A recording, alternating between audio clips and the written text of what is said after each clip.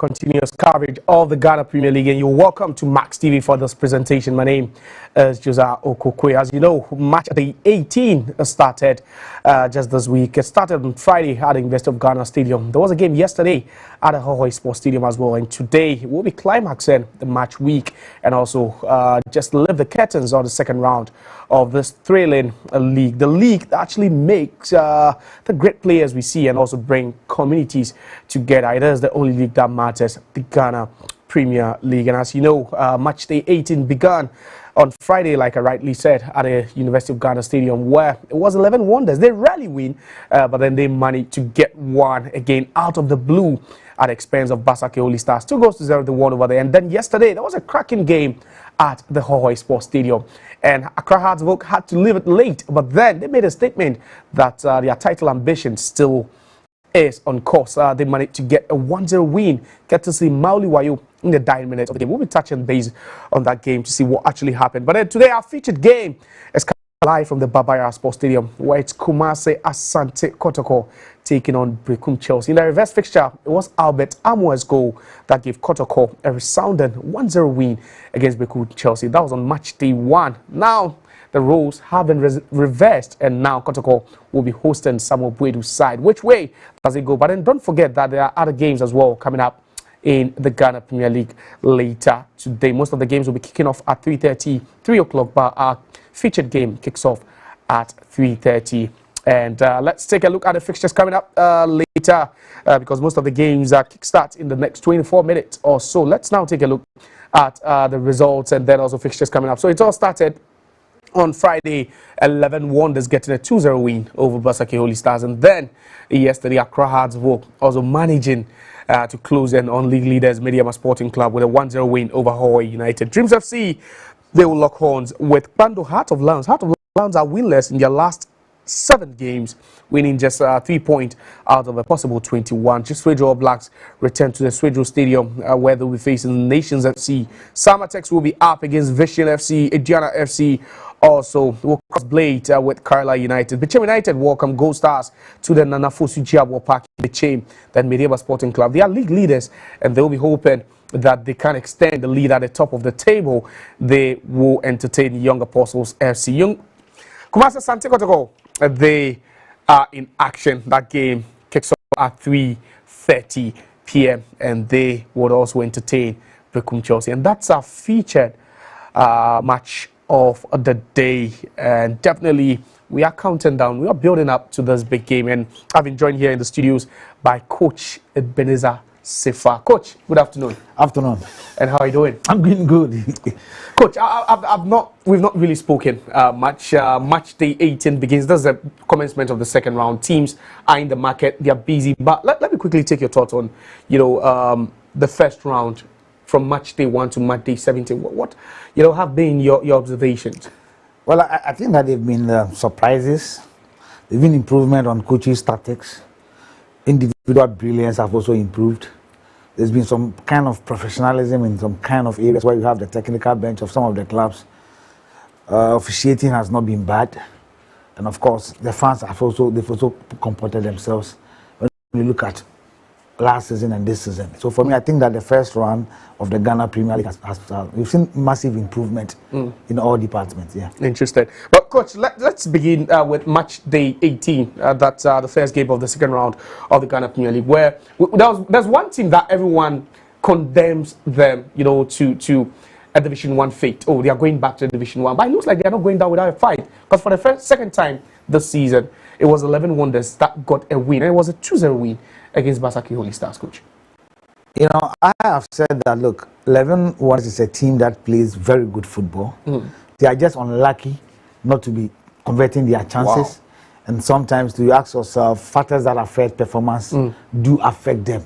Factors that I may not be able to mention some on the set. But I believe that they are not a bad side.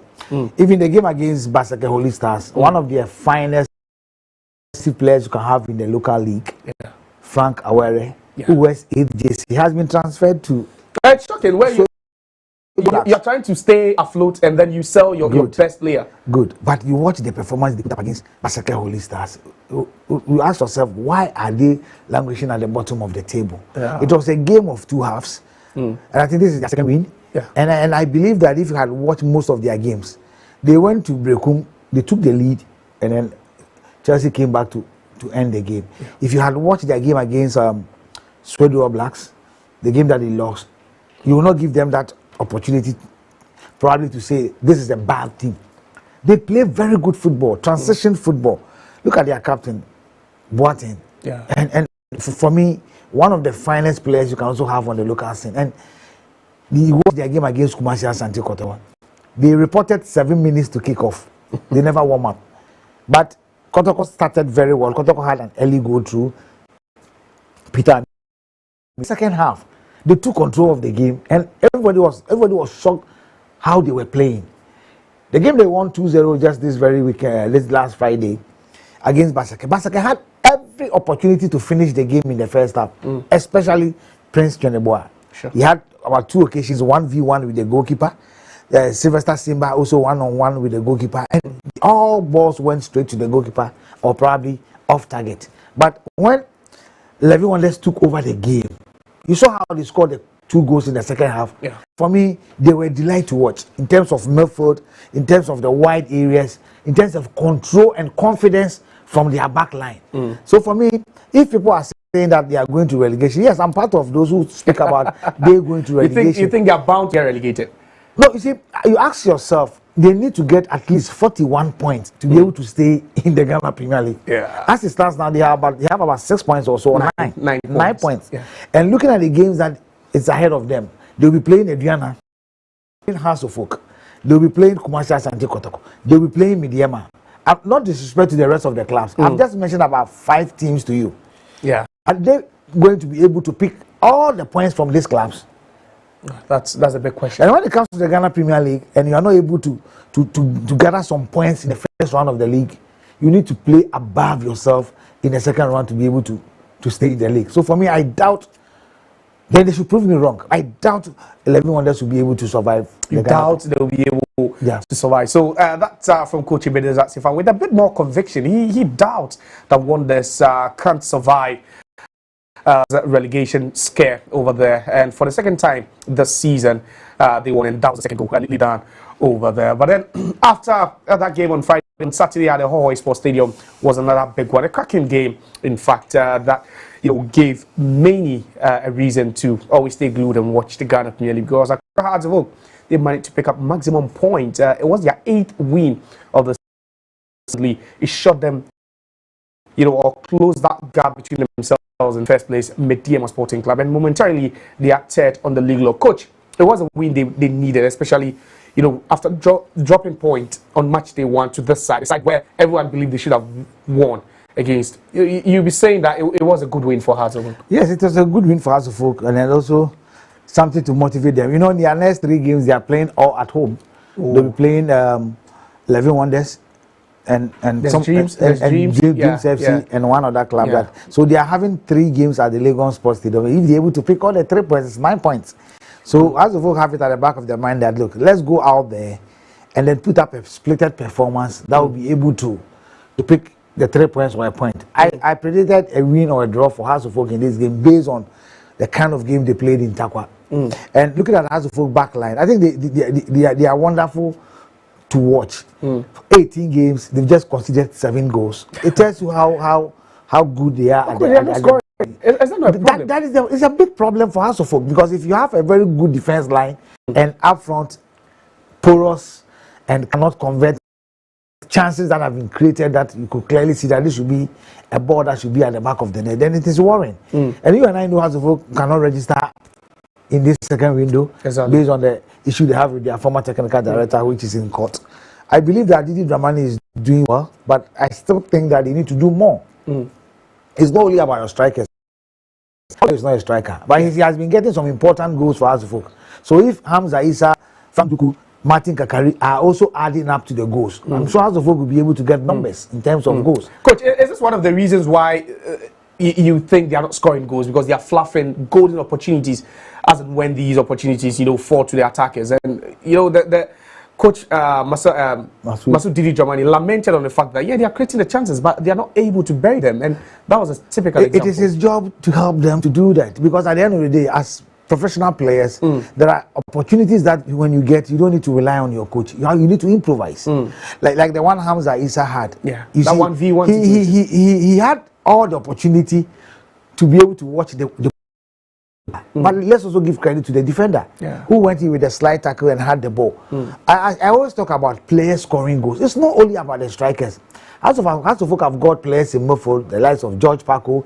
If Abdul Karim is playing, he will be there. You have Martin Kakari, Subontin. So the chances are being created for all these players. And even if Hamza Issa do not score and create opportunity for his colleagues and they also fail to score, it's a big problem for House of Folk. That was a goal scored by Mauli Wayo in the 90th minute, injury time, to break the hearts of Hawaii United faithfuls. And just look at the celebration. Yeah, he's done a lot for House of Folk, coming on from the bench. You saw his goal against Berekum Chelsea and some of the goals that he has for House of Folk. And then this time he had the composure, he had the time, and it was an easy chip over the defender. The goalkeeper has no answer to it. But I also think that the defender should have fouled him. You think he should have fouled him? Yes, of course. I mean, it is just that you said 90th minute. Yeah, foul him. You were not the last person. So foul him and then get a yellow card, so that probably the free kick could be on the the penalty area or the box.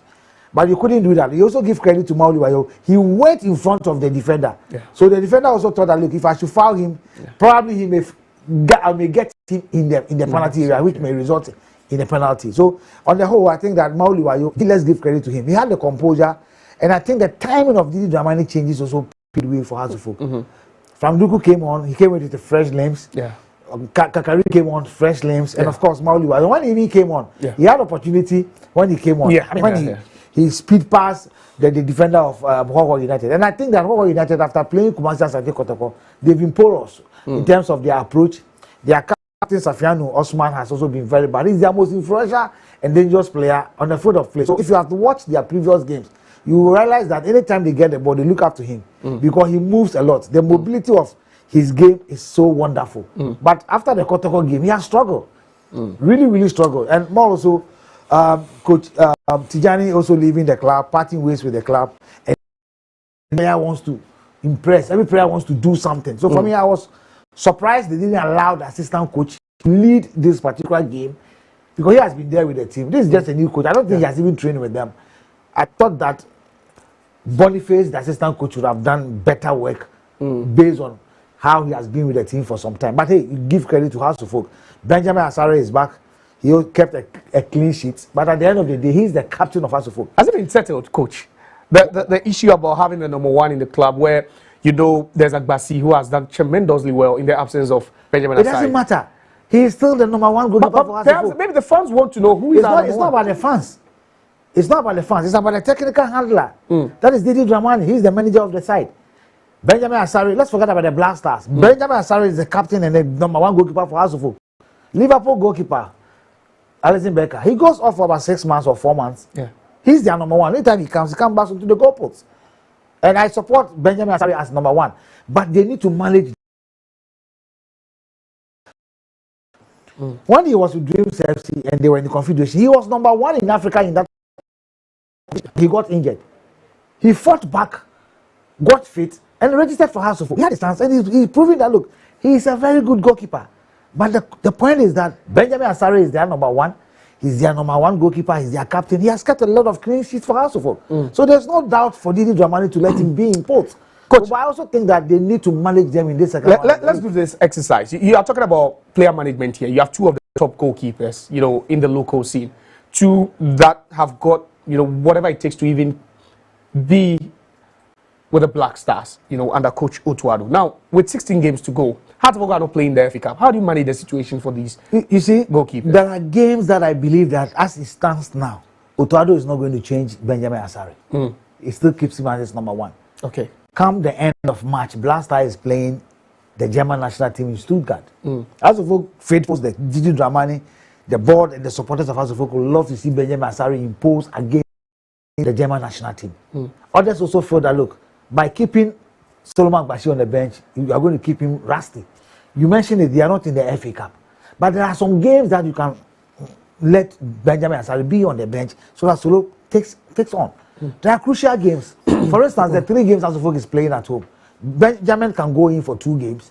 Against 11 Wonders, you can allow Solomon Bashi to be imposed. Against Kotoko, you can allow, because after the 3 games in Accra, they are going to play Kotoko. Then you can allow Benjamin Asare to be imposed. So at least if Benjamin have about 5 games, 2 or so games for Solomon Bashi, you know that he is your number 1. For him to be also have his confidence grown going into the Black Stars camp, because Black Stars do not have games until March. Yes, so the focus is going to be Hasselhoff. So I believe that it is about how you have this dialogue with these boys.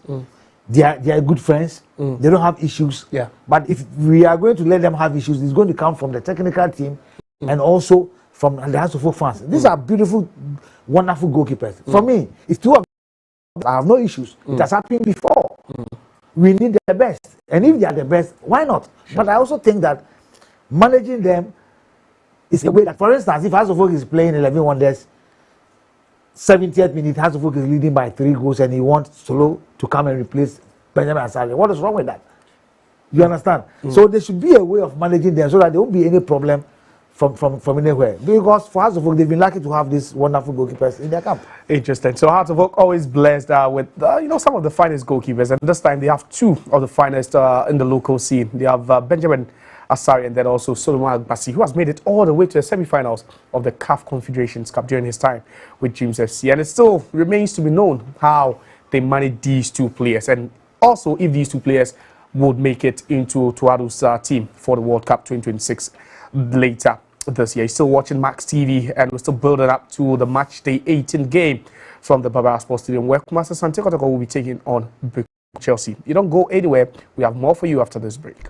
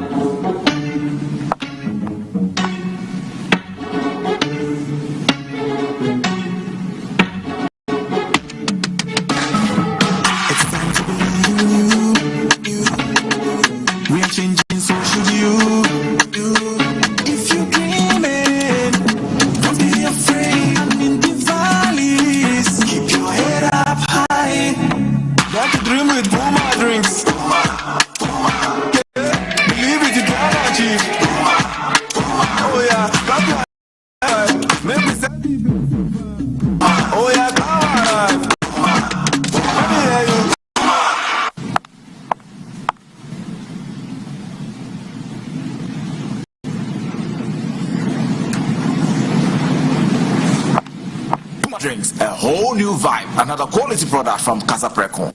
This advert is FDA approved. I want to watch the match. Who even watches Ghana football these days? Do you know Charles Taylor? The president. Charles the Terror Taylor. He terrorized defenses with his dribbles. Who know Don Bote?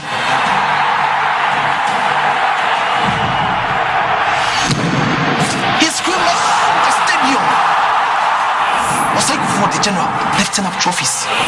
Stephen Odo was orchestrating the game. The legends of yesterday, they have paved way for the heroes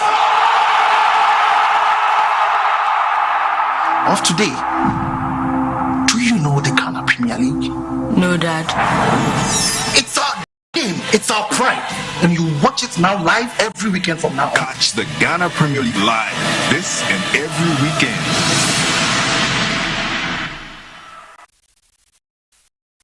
Buy now, pay later policy is here to help you. For phones, bring your Ghana card, your voter's ID, or your driving license. Make a 30% deposit, and you're good to go home with your brand new phone. Also, if you want an appliance to buy, you need to make 40 to 50% deposit. Bring your Ghana card, your voter's ID, or your driver license. Additionally, you need to provide a copy of your electricity bill receipt, either soft copy or hard copy. Your body delivery installation,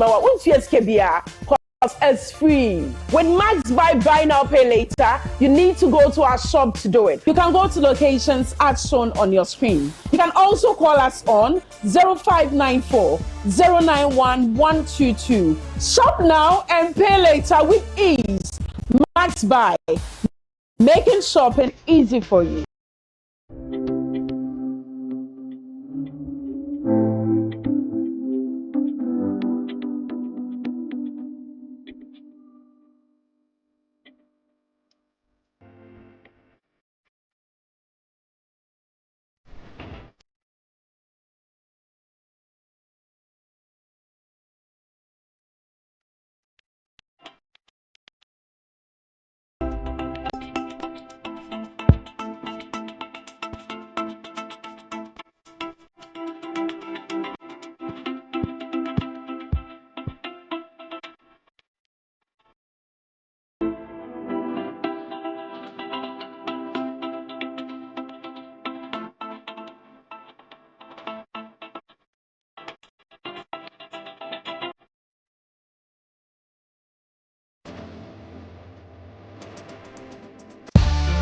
A huge delivery cost discouraging you from buying that home appliance you want? Or are you frustrated by the late pay delivery? Worry no more. The unprecedented deal from Max Buy is here. Buy your TV, AC, refrigerators, washing machine, and have it delivered within 24 hours at zero cost. Yes, you heard it right. 24 hours free delivery and installation within Accra and Tema at the comfort of your home. For clarification on this offer, call us on 0544 019 552. You can also order on our website www.maxbuy.com.gh. Hello Ghana, payday is here. Stand a chance to win instant cash prizes on Reveal Scratch for Win. Up to 1 million Ghana cedis to do what on today. Get ready to play Reveal Scratch for Win to win big on Max. Stop scrolling and start winning. It's simple. Dial star 787 hash on all networks. Choose your card type and select your lucky card for a chance to win big. Play with at least 5 Ghana cedis or more. You could win up to 1 million Ghana cedis in cash. Yes, 1 million Ghana cedis in cash prizes. Don't miss out on the chance to win big. Dial star 787 hash to play now. Reveal Scratch for Win. Scratch keke. Nedi sika say bam. You must be 18 years and above to play. Terms and conditions apply. This game is regulated and approved by the NLA on the Characters platform.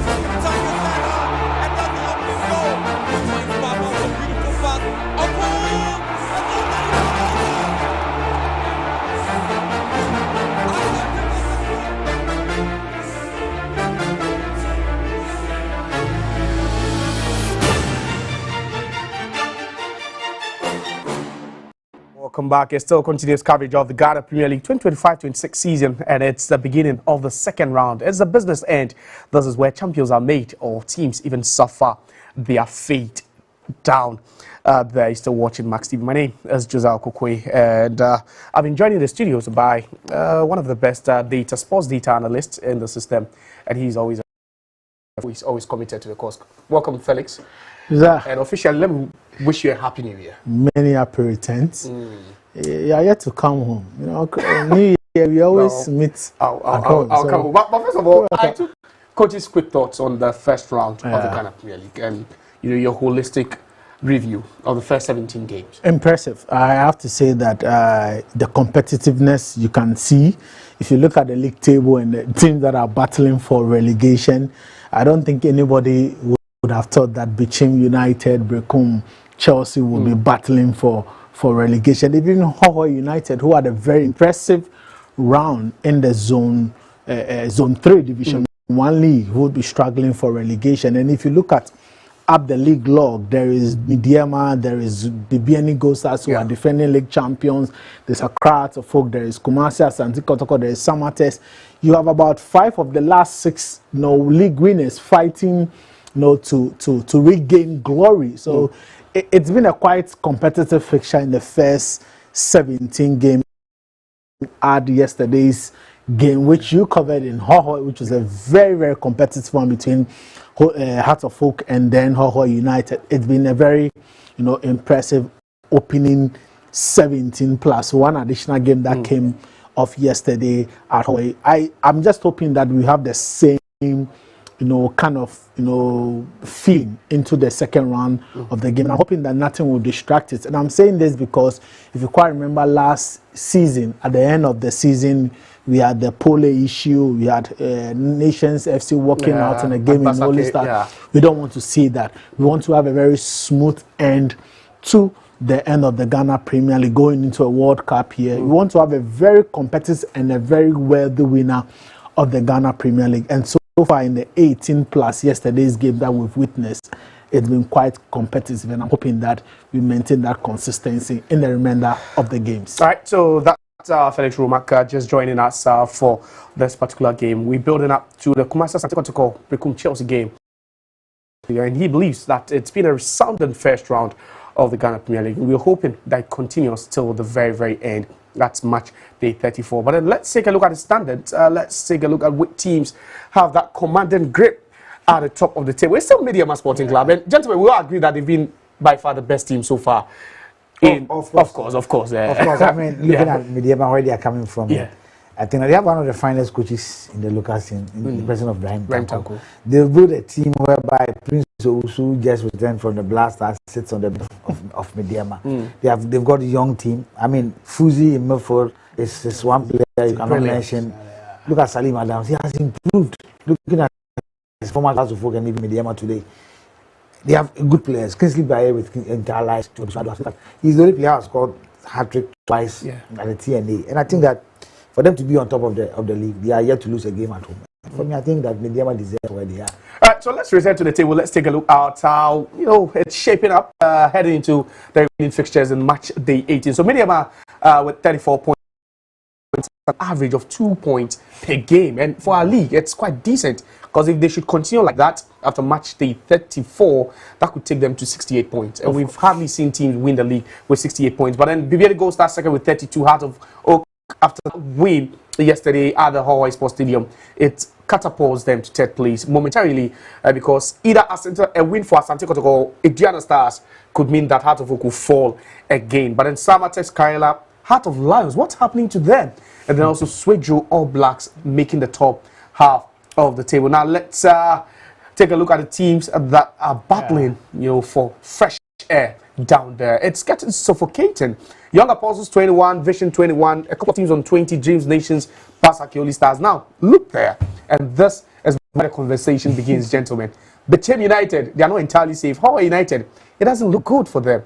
Berekum Chelsea, there's a team that, whenever you mention their name, you're talking about a team that has produced some of the finest players in our league in the last 10 years. 11 wonders, some are saying. Romak, let me quickly take your thoughts on, the relegation dogfight here. Berekum Chelsea are in action, and they find themselves in the red zone. Statistically, if you look at the last 4 or 5 seasons, the magic number to survive relegation has to be 42, 41, 43 points. And if you look at where 11 wonders are, they need to really come out with wonders to survive, because 9 points. Yes, yesterday, was it Friday? On Friday. They won, 2-0 against very impressive Basake Holy Stars, who were on quite a good run. But we all know the problems of 11 wonders. It's more administratively than technical, and I believe that where they are, it will be very difficult for them to survive, because from 9 points, if I look at previous seasons, clubs that have gotten 6 points going to the second round, they've not been able to survive. I don't see them surviving. Yes, they got a very good win on Friday, but I don't see them bringing that consistency, because from 9 points, how many matches do they have to win at home? 42, 43 magic points. For Berekum Chelsea, it's quite surprising, because in their technical department, they have a coach that have really won the league before in somewhere, but then they come up in a game that will be shown live. Max TV, a game against Kumasi Asante Kotoko. Kumasi Asante Kotoko side on 19 matches without a defeat at home. Wow. Berekum Chelsea are struggling. So it's quite very difficult. But for Legon, for 11 Wonders, I'm not even wrong to mention Legon City because we know how things have gone. But it'll be difficult for them to survive. So for me, I think they are relegated. I don't think they will survive. Coach, what should the mindset be like? You know, there's a place you hardly see them. They are always a top 6, top 4 team. Then all of a sudden, you know, they start battling relegation at these early stages. What should the mindset be like? Berekum Chelsea is one club that they are fan of bringing players from the lower tier in the Bruno area.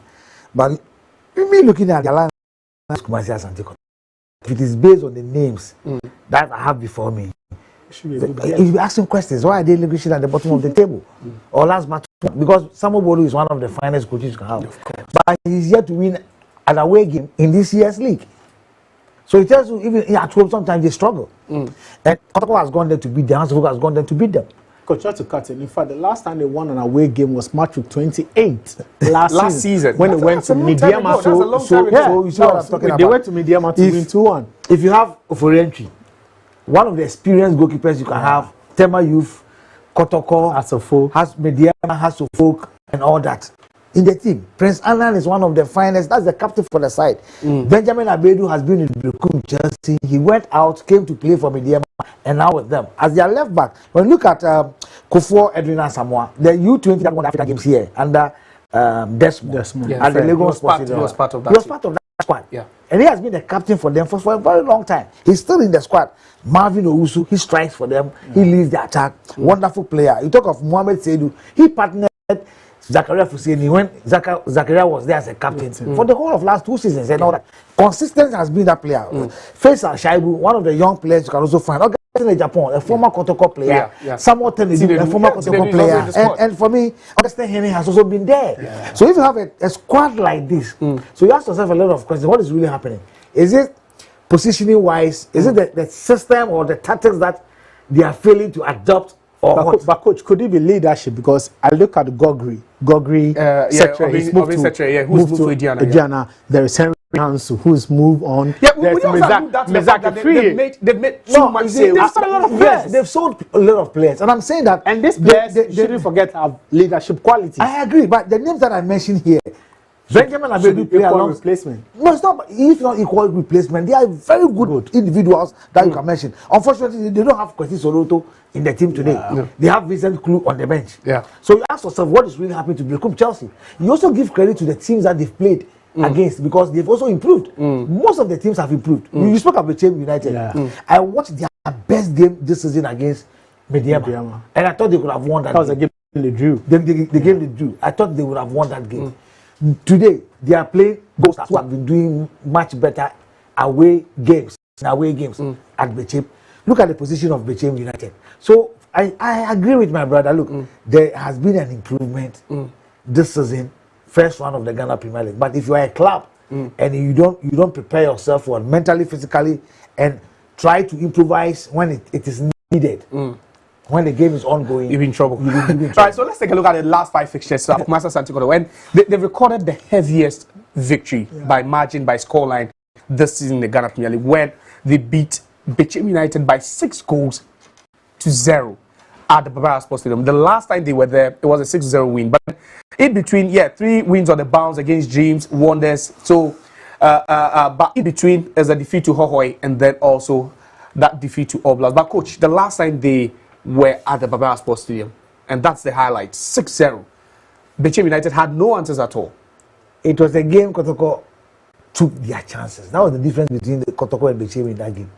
In the first 50 minutes, Berekum could have finished the game in the first 50 minutes. And that was the game I felt that Mohamed Kamara, for me, was on his best since he came to Kotoko. That was the best game I have seen him being imposed for Kumasi Asante Kotoko. The game against Berekum United. In the first 50 minutes, he made a save from a strike from a Champon, the centre back for Berekum United. He also had to block one of the onslaught with his leg. And at a point, he has to dive, try to extreme himself. You could clearly see his reflexes working. And at a point, Ogesoka was unlucky to hit the goal. They hit the post twice within the first 15 minutes before Kotoko taking over. Murphy those who scored, and the confidence began to come. And then Kotoko had every chances that Kotoko got. They were able to take them until Kwampoku came on. He messed up 2 opportunities before scoring 1. I felt that Kotoko could have even scored more than the 6 goals they scored against Berekum. Wow. But on the foot of play, I felt that the difference was the goals that Kotoko scored. Felix, let me bring you in. 9 out of possible 15 for Kumasi Asante Kotoko. But then the talking point would definitely be the last time they were at home, and it was a 6-0 drubbing against a side that's in close proximity with Berekum United, a team Kotoko beat them not long ago, and we're talking about Berekum Chelsea now. Yeah, Berekum Chelsea is a struggling team, and for Kumasi Asante Kotoko, when they've met another struggling team in Berekum United, that was a 6-0, drubbing, and I think they want to maintain that, especially if you look at the table now that they've dropped down to 4th, because yesterday's win for Accra Folk means that Kumasi Asante Kotoko dropped. Want to quickly regain that top position. And if you look at the league this season, it's been very competitive. That the point gap is not that wide for those that are within the top 4, but Kotoko want to maintain that consistency, and I think that they've been very, very impressive. One of the major problems they had this season has to be injury and the number of games they had to play, because I quite remember in November alone Kotoko had to play 8 matches. Yeah. You even in commentary position got tired because it's a lot for a lot of games. So if you have to even run commentary on 9 games within a month, talk about the players who had to execute their positional awareness and even tactical awareness on the field. It was very, very telling, and that was the reason why I, for instance, felt for Coach Karim Zito when he complained about the number of matches, and it was because they were paying for the price of success. They had won the MTN FA Cup, they had to go to Africa and play, their matches were pending, there are so many outstanding matches, and at the point, Kotoko had about 4 or 5 players on the, which was very, very difficult. But I think that what they are doing quite now is trying to get some of the players back. But at Babara Sports Stadium, I think Kotoko have been one of the most consistent teams in terms of getting points at the Babara Sports Stadium. This is the game that I expect them to win, especially when they're coming face to face with the Berekum Chelsea team that are struggling, that are not even winning away games. They haven't won an away game since March of 28 last season. That's quite a long time. That's very long. So that was Kwame Poku running off the scoreline, 6-0 scoreline. They were flawless. They were just ruthless on the day. And Kwame Poku, he's on the bench for today. We'll talk about their lineup in a bit. But then let's take a look at the last 5 matches for Berekum Chelsea as well. The struggling side under Coach Samuel Boyd, a coach who has won the league before. And just look at that. It looks like, I don't know, but red, green. Like a traffic light. So a 2-1 defeat. In that game against Medema, you were thinking they could have won. They went into the halftime break with a lead, but unfortunately they lost like 2-1. They won at home to Hohoe, and they got beaten by James FC. Then they returned back to the Golden by 11-1. There's a game back to 5 from a goal down, and then their last game at the Nanafosu Jiabo also ended in a defeat. Felix, let me stay with you. You look at this and you're asking, can they keep their Premier League survival with this? Can they keep their Premier League status with these numbers? First of all, can they even keep a clean sheet? That is the most important thing, because if you are keeping clean sheets, that means that you can pick points from game. And if you look at the away games, they are conceded 1-0 against Berekum United, an away game against Berekum Dreams FC, they conceded 3, they conceded 2 against Medema. It's been very, very difficult. And for a coach, and a very seasoned coach like Samuel Boyd, who has won the league, won the double with Accra Folk, it always very, very difficult for you to be able to coach a team like this, but they are struggling. If you look at the stats that you've shown on the screen, this is a team that is struggling, and it's been very, very difficult for them. They've sold a lot of players, but I also feel that it's a team that would have to do a lot for them to survive. And you see, at this point of the season, we are in the second round of the season. This is where you need to start picking points. They are not far away from beating the drop. But you look at their points gap, can they be able to make 45 points? And you see, one thing that they are not doing quite well is the fact that we all know how difficult it is to play at the Golden City Park in Berekum. But even at home, teams are going there feeling comfortable and picking up points.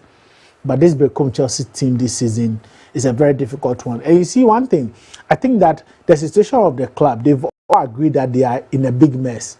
Because if for nothing at all, sometimes coaches get fired for poor performances.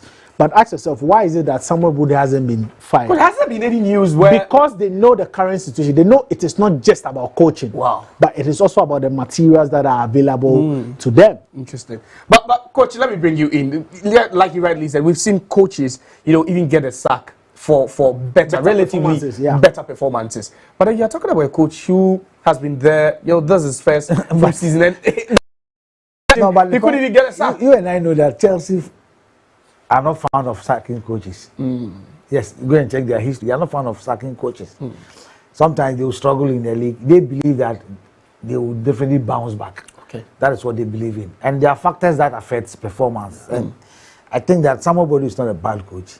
Probably at times that when you go to play at the Golden City Park, there are things that you go through that probably no, I didn't missing those rituals. I didn't missing those things. There are a lot of clubs in the system today that are not incomes. They will not be allowed even their bars and all try to park, etc. But today, it seems those things are not happening. Psychologically, it does affect some of the clubs, and also most of all the clubs have also got good players. They manage themselves very well. And as I said earlier on, before Felix even came in, the technical handlers have also improved in terms of their game plans. When you watch some of the teams, you clearly see that look from the bench. So for me, in as much that people are thinking that they've sold about 9 key players, I also believe that the players that they have today, individually, they are good players. Wow. You cannot take that from them. They are very good players. The name that I mentioned to you, Augustine Japan was one of the finest back under Prosper Neteogun in Kotoko. He was with the Chand team with the late Anowaka. He so rest in peace when they went to Algeria. When you talk of Benjamin Abedu has been fantastic with Chelsea before traveling, and he went to play for Mediama. I mean, Ali Seydou Mohamed was partnering Zakaria Fuseni. Yeah. I mean, the goalkeeper, for instance, nobody can tell me that he's not a very good goalkeeper. Ewa Mensah is on their bench today. A former Nations and House of Folk Center back is on their bench. Look at their midfield. Look at the attack. So for me, I think that they need to probably look at their game plan again and how probably they approach their games. I mean, you look at we didn't mention Hawkeye United. Their game against House of Folk in the first game of the season. Yeah. The performance that they put up. Nobody expected them to play the way they are playing. They believe that Chelsea also need to keep a consistent performance, consistent probably team shape and all that. It's really going to help them. Because if Kotoko should beat Chelsea, to me, it's no news. If House of Folk beat Chelsea, it's news. But if 11-1 let's beat Chelsea, it's news to me. If United beat Chelsea, news to me. Because they've been in existence for long and they've produced quality of players. I think they have somebody who has been a goal king on 2, that is Steven Amankona. So for me, I think that they themselves have to analyze their team, analyze the opponents, and when you know your opponents very well, half of the job is done before the kickoff. Most definitely. So we're still building up, 30 minutes away from kickoff in our featured game. And this is the head-to-head between these two sides. It dates as far back as the 2020-21 season, where Asante Kotoko, beat Berekum Chelsea at the Baba Sports Stadium, and then Chelsea, returned the favor, when they met in the 2021-22 season. Then the following season, it was a 2-1 win for Asante Kotoko again. So you look at their home games, and this is Sports Stadium. Kotoko getting wins by one game that happened in the 2021-22 season, where Chelsea managed to shock them by that slim margin to win the game, Felix. And do they look at that and feel like, yeah, we could draw some inspiration from that scoreline a couple of years ago? You don't even need to go back, because if you look at Kumasi Asante Kotoko this year, before the start, I think in the early games of the season, they went to Berekum and got a win. It's something that they haven't done in so many years. So for them to go to the Golden City Park in Berekum and get a win against Berekum Chelsea, they feel that they are in a very comfortable position to get or do the double over Berekum Chelsea, especially with the poor performance of Berekum Chelsea, and also the fact that the other teams that are fighting for the league title have been picking up points. Yesterday Accra House of Folk pick up points. There's a likelihood that Mediama will pick up points. So for you to be playing against a team that is struggling, it is a to make sure that you pick up the 3 maximum points. And Kotoko, if you look at the form guide this season, they are one of the most impressive teams at home this season. Yeah. You know, the last time, they haven't, lost a game in their last 19 home matches. Wow. That is quite impressive for any team that is trying to build a very invincible, situation at home. And I believe that they'll surely maintain that. And the fact that they played the Bono team last time at home and they were 6-0 winners, they are playing another, Bono or Berekum team. They want to go on and make sure that they pick up the wins. And yes, a lot of people will say, oh, in Ghana, head-to-head goal difference doesn't really play a part, but it's head-to-head. But you also want to go into a game knowing very well that you have a squad that can score with a lot of players coming in and contributing to the goal. So I believe that Kotoko will take this game as serious as it should be, and they will go all out in making sure that they point in this game, and they should be favorites for this particular one. So Felix Roberts believe that Kotoko should be favorites heading into this match day 18 encounter. Don't forget that their last 5 home games against Chelsea has won once, and that came in the 2021-22 season. Perhaps they might be looking at that and thinking to themselves or saying to themselves that we can go there and get a win again. Let's take a look at the starting 11. We'll be scrutinizing that, and there are some key players on the bench, but then Kamara keeps the post, and definitely it's going to be a 4-4-2 or a 4-3-3 depending on the variation. But then there's Samba Hamzata, the defensive pair over there. Hilary Morfin Donzo, he is trying to, right all the wrongs now. And he's really getting the goals for them. Hubert Jehu, there's Patrick Asiedu, Seth Kojo, Adam Inusa, the dribbler, and Lord Amwa, Peter Amidu Aqua. And then look at that bench: Saka Dauda, Emmanuel Enchi, Kwame Poku, Coach Sefa. Look at that. And if you're a Chelsea player, you should be scared. You see, many times that look, these Kotoko players in any club in the Ghana Premier League will be starting. They just terminated a contract of Samote. He's starting for Berekum Chelsea. But he was struggling at Kotoko. So it tells you that Kotoko has got players that are very good individually.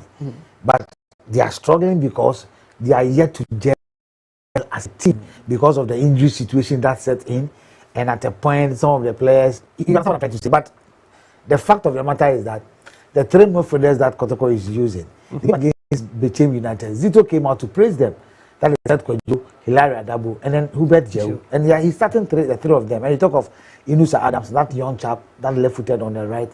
Fortunately for Kotoko, the Kinfesa game, Lodamwa got injured, but he's back into this setup because it's one of the key players Kotoko are looking at. They are having 3 Berekum Chelsea's former players in there. That is Lord Amwa, Patrick Asiedu, and Hubert Jehu. Okay. And these are laterals that were fighting Kotoko at the Golden City Park when Prosper Ogum was in charge. They came to Kotoko, they've not disappointed. We talk of Hubert Jehu and then Lord Amwa.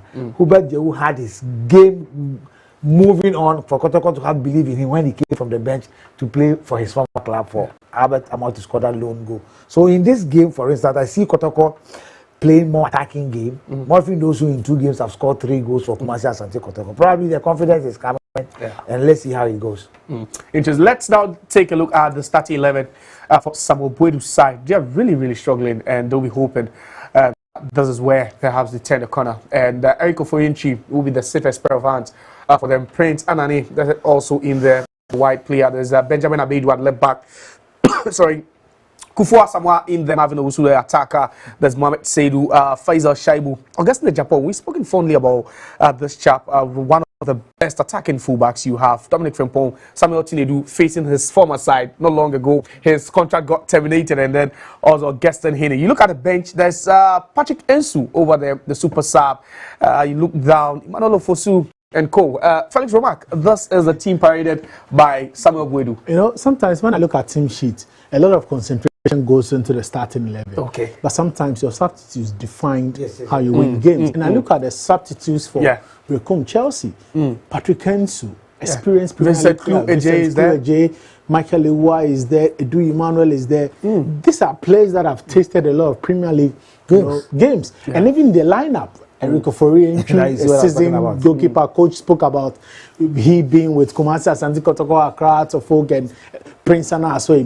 Benjamin Bedu, Edwin Skofo. We know how experience is. Marvin Owusu, so much Premier League experience. Augustine Le Japan, Kumasi Asante Kotoko. Tenedu terminated his contract a few days ago. He's back playing with Berekum Chelsea. So sometimes I ask myself, why is such a fine, crop of players struggling to beat the drop? Sometimes it has to be consistency, and then also the performance of the other teams that they come up against. See, sometimes as a coach, you don't need to talk a lot in terms of practice. The motivation has to be the team you are playing against. Hey guys, you are playing against Kumasi Asante Kotoko. I don't need to tell you what you have to do. It's that easy, coach. No, it is Kumasi. Really? It is Kumasi Asante Kotoko. You don't need to worry your head. Yes. Every player is motivated to play House of Kotoko. Yes. And that is a plus for you as a coach who is handling such things. You don't need to talk a lot. Watch the teams that have played House of Kotoko. Watch their output, their energy level. Watch them. And watch those teams playing the other teams, how they approach those games. So for me, I think that it is a matter of you telling them, look, go out there and do the job. Yeah. Interesting. Simple. All right, so we'll join the feed in a bit for the first 45. But let me quickly take your predictions for this one. The last time we've just spoken about it, that last time Kumasi Asante Kotoko were at home, against a Bono Bay side, it was a sweet victory for them. Felix, how do you think this one will pan out? Do you think there'll be any upset on the cards? I think this one will be very close contest than what we saw in the Bichim game in that Bono versus Kumasi based team. I think Kotoko will have a very difficult one against Chelsea, but I still fancy them to go out and win this. Coach, let me quickly take yours. I share the same way. All right, so I'm taking the predictions of my pundit here, and we now cross over to the Baba Sports Stadium for the first 45. We'll be back at halftime. Rich history and rivalry, as well as that of a big purpose there. Berekum Chelsea, having had a very interesting play there against 11 Wonders with a win. Kumasi Asante Kotoko, on the other hand, had a very torrid time with Berekum All Blacks and Swedro, when a team has come to a 2-way defeat there. But the fans who have come to the stadium are looking for a big win there. Here they come from the tunnel. It is going to be all smiles. It's going to be all business. It is about hoping to breathe into something spectacular between the Red Army of Kumasi Asante Kotoko and that of Berekum Chelsea, who are walking gallantly onto the pitch there and waiting patiently for the grass to usher them into this all-important contest and a battle, certainly giving a redemption to those who have a chance of winning the Premier League title. Well, there's a lot more at stake, rather the title, and it's all about proving a point. Tom Ward, knowing that this is a terrain where he grew up and realizing his ambitions of getting into football management, has Asante Kotoko on his wish list to coach. There are several players who want to make a point against Japan, and then other players in the other side, in the dugout. There is Abdul Karim Zito, who's looking for the Ghana Premier League title. It is something that he seeks to win after clinching a number of FA Cup boys. Yeah, Berekum Chelsea, we're here to challenge the Giants. Kumasi carrying the spirit of the region with them into this particular Lions, then you want to call that. The fans have been coming here, maybe very not much in the tone that you expect them to be, but they certainly are looking forward to Kumasi Asante Kotoko for them to have a win there. The referees are already ready for us today for this game. Kotoko ringing in 3 changes after their defeat to All Blacks. Their left back Francis Akwa is out for Patrick Asiedu. Centre back Zakaria Fusini is also sitting out for Hamzata Musa. They maintain the same midfield that played against All Blacks there. But up front, Philip Mo out for Inusa Adam. Well, not quite a surprising lineup. Patrick Asiedu, brilliant. He got a record against Kim Faisal during the midweek, but he's one of the trusted men in there. Yes, the backline seems very much intact. Inusa to bring much more energy on the flanks, and then Seth Kwajo Jau expected to be the most creative force to help Murphy Donzo to score. Coach Karim Zito has seen Kotoko in so many years, some 15, 20 years back. He was in the saddle for Kotoko, and now he's back again, and 2 captains on the side there. Berekum Chelsea have Prince Anani and that of Samba O'Neill, making sure that they work things out with referee Mauli George Vomaha, who will be assisted by Ali Tumwapa, and assistant referee too Bidiama Hassan Alilu. And these are the officials for today's game. Very exciting day in the office for Berekum Chelsea, who themselves have three former players of Asante Kotoko on the side. Eric Oforiachi, the goalkeeper, Augustine Japan, formerly of Kotoko, and now Samuel Tinedu, just about some weeks ago, was with the Porcupine Warriors, has moved down to Berekum Chelsea, and he is here to see how Chelsea will be able to change things there in today's game.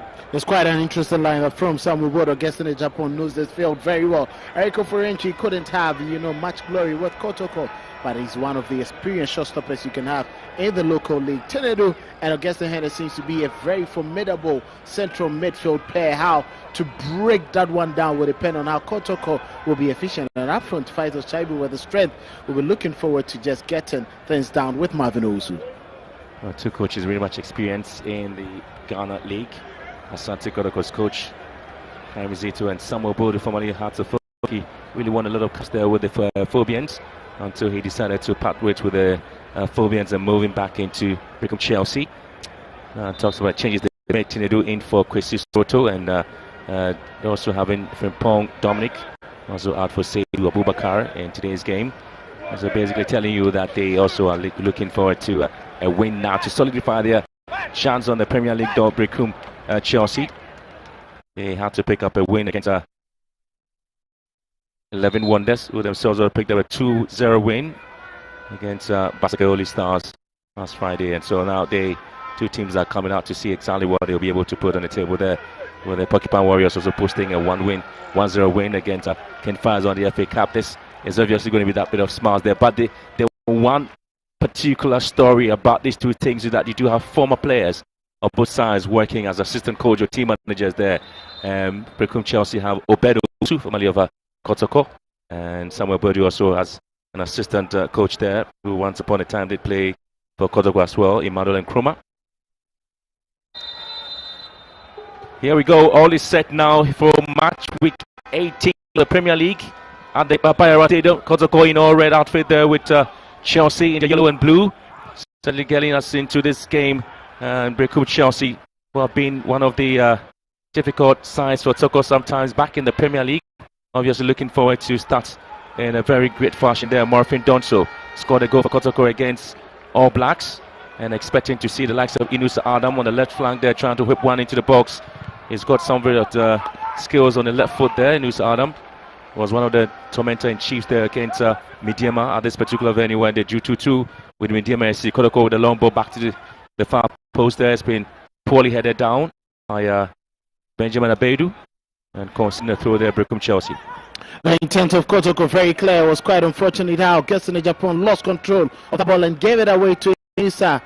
These are the moments Kotoko will be looking for the scraps, so the various attackers can capitalize on it.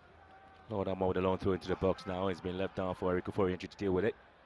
Now they want to start with a wave of attacks there. Kotoko very early in the game, just about under 2 minutes of the game. They've already seen some interesting displays.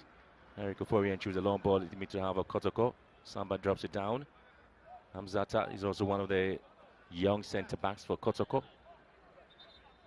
Speaking to Karim Zito, talks about having faith in the young players as well, and giving the players the opportunity to come good into the game. He's always trusted the youth, but he does so by mixing it up with experience, and that is what has gotten him the success for the last 3 years, and he hopes that Asante Kotoko this season, the same mood will help him to win the league. Adam Inusa pushed down, and so getting a free kick here. And that's the Marvin Owusu with that push on Adam Inusa. Yes, Asante Kotoko with 30 points from 17 matches, and they remain firmly in the title race as well, with 8 wins, 6 draws, and just 3 defeats. They boast one of the league's strongest defensive records, considering that only 11 goals this season. Clearly they've had, an unlikely partnership for most of their games, but it's very impressive to see them still having that solidity at the back. The only team that beats them to it, it's hard to folk. I think it's impressive when you have a number of changes to your central defensive pair almost every now and then. Well, interesting to have that. Kotoko also do have Hubert Jewu and Patrick Asidu, all former players of Berekum Chelsea, in the starting lineup there for the Porcupine Warriors. And they win a free kick here. And that's going to be a father on Lord Adabo. That was quite a bad tackle there. Hit him right onto his shin.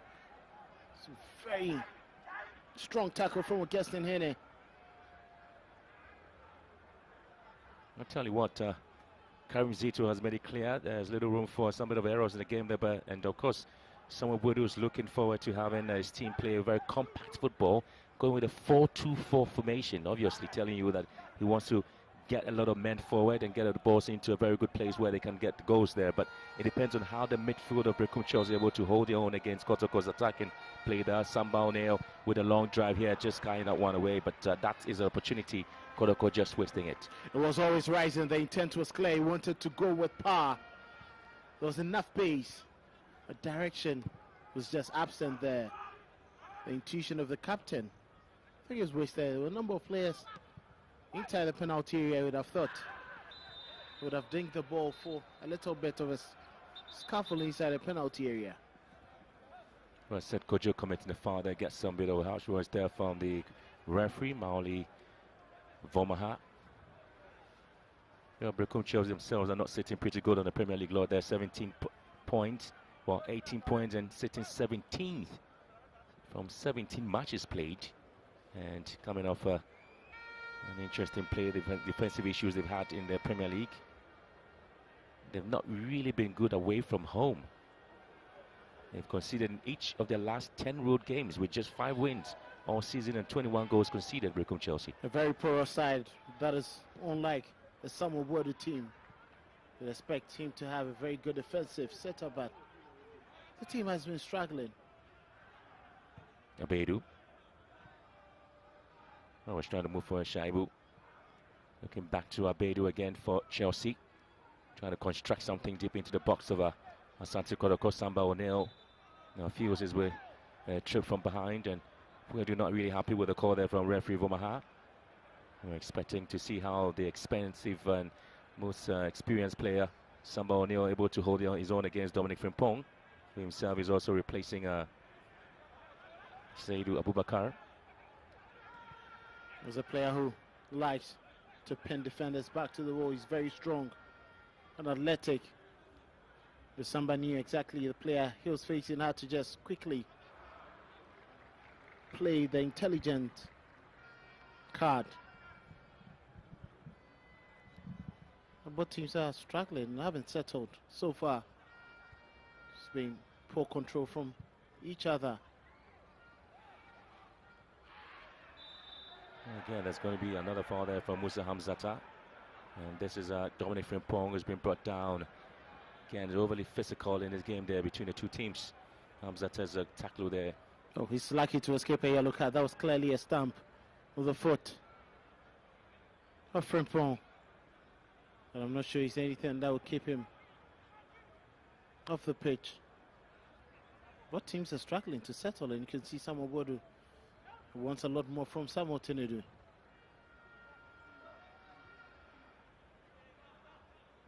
And before the game, Karim Zito has said that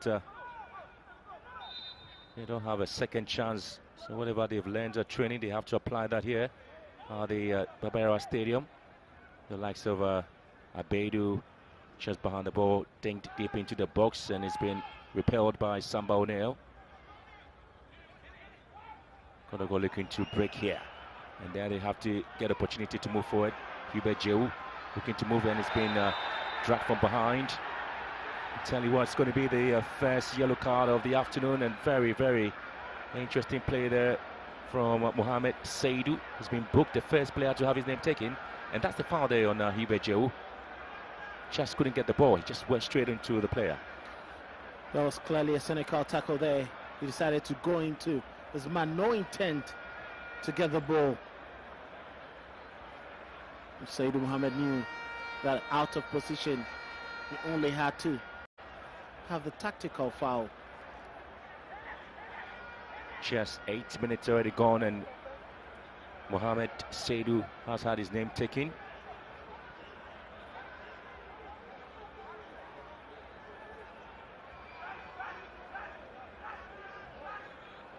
It's going to be a free kick here, and has been taken. And Kotoko are looking forward to deal with the situation. Again, Spain dink to the far post. Now it's going to be Samba O'Neill to attack the ball. And couldn't quite get to it. And now Berekum Chelsea want to break. Lovely play there to Frimpong. Looking for some bit of space, dragging the ball deep into the right-hand side and chasing it.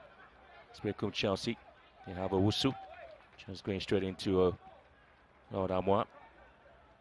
And quickly been taken. And Chelsea not really wasting much time there. They have to quickly attack the Porcupine Warriors and see if they can get a first goal here, not to get surprised there. But the centre-back, Mohamed Seydou, on a yellow card, really going to be a tricky one for him in terms of his tackling.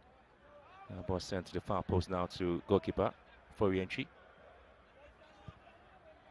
He's going to walk a tightrope for the rest of the game. Seydou, especially when you're facing the likes of Inusa, Kubejo, and then Peter Amidu, were very smart and quick. Good play now. Chelsea in a very good position. Owusu dragging the ball straight into waiting arms of goalkeeper Kamara. Some of the criticisms have come to Kamara, really, in terms of how many goals he's been conceding for Kotoko. Did concede against Basakoli Stars and Oho United, where the fans were really not happy at all with him in terms of the free kick, which led to the goal. Was it to say, as he actually admitted his fault in those 2 goals he conceded. Tells you his responsibility is to make sure he gets a clean sheet there for the Porcupine Warriors. Didn't really get that against Srejo All Blacks. The expectation is that he'll be able to get the one today for the Porcupine Warriors once again. So it's Kojo Inusa on the left trying to get a reverse pass. Samba O'Neill invited here. Cross football, but again it's been repelled by Berekum Chelsea. Here comes Owusu. Again, it's not really been a fluid play there by the 2 sides. Asiedu.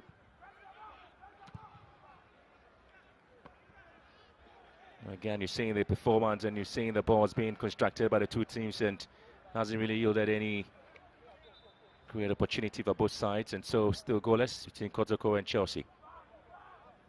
I think that both teams are trying to pick up on the loose ends of each other. Kotoko taking their time, not committing so much up front. Chelsea not also in a rush.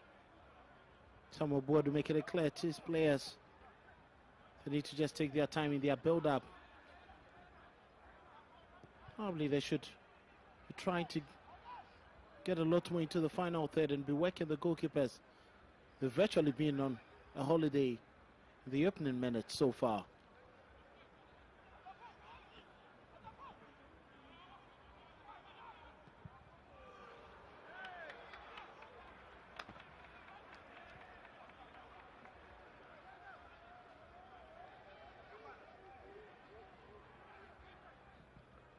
Much of a quiet day in the office for re-entry.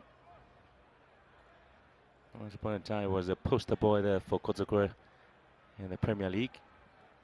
And really has to move on to Adriana Stars. And now back to Chelsea. Early days yet for him, but he's one of the experienced goalkeepers you can have. Played for Hartlepool, played for Media Messi. He's well travelled. Morfin Donsu. Yeah, on offside there, Morfin Donsu really wants to get a goal there. He's come under some serious criticism there, Morfin Donsu, with regard his play for Kotoko in terms of the expectation, the weight of expectation on him to get goals there for the Porcupine Warriors. That hasn't really yielded to the expectation of the fans, but he wants to repay them with the confidence Coach Zito has had in him and scored a couple of goals there for them. A double. Trying to switch play down the right-hand side to pick up Adam Inusa again. Kotoko really struggling to hold the midfield there with Berekum Chelsea. Lots of unforced errors in the games. The players just given the ball away in a rush to get the ball to the wide areas and intend either overhitting it or just playing it straight into the opponent. It's actually affected the fluidity, the flow of the game for both teams. Kotoko conceding 11 goals, which makes them fit best defensive side after Hearts with 7, Mediama, Adriana Stars and Samatex all with 10. 24 goals have scored the Porcupine Warriors. And now they give the ball away, and Dominic Frimpong here, dragging the ball down to the left-hand side, expecting some bit of balls in the box, and he's been repelled there by Samba O'Neill. Again, Kotoko just giving some 40 passes, just right in front of their own 18-yard box.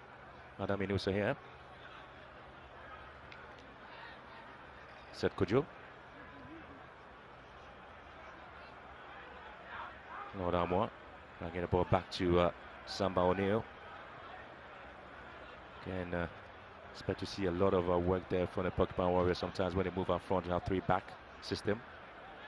Having to push almost all the players there. A lot of space in the midfield. The ring there clearly shows that they are not utilizing those spaces there. Kotoko. It's up to go wide, and you expect to see the likes of Morphin Donji going in there, and gets to be tripped there. It's going to be a decision made by the match official. He gives it a free kick there. And that was a trip there from Edwin Kofo Samoa. It might be on his blind side. It wasn't intentional. And that's a player you're always responsible for, as how far your foot will travel. Murray Findozo taking advantage of that. It was a ball he could have latched onto. Look at that clean pass, both with the eyes on the ball. But unfortunately, Kofo bringing down Murray Findozo. Good position.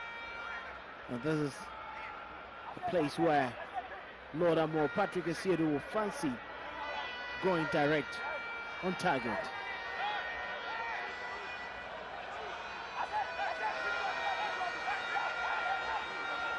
A good position there for Kotoko to find a way to see if they can get the opening goal. And now it's going to be an opportunity for a left-footed drive. Just side net it was.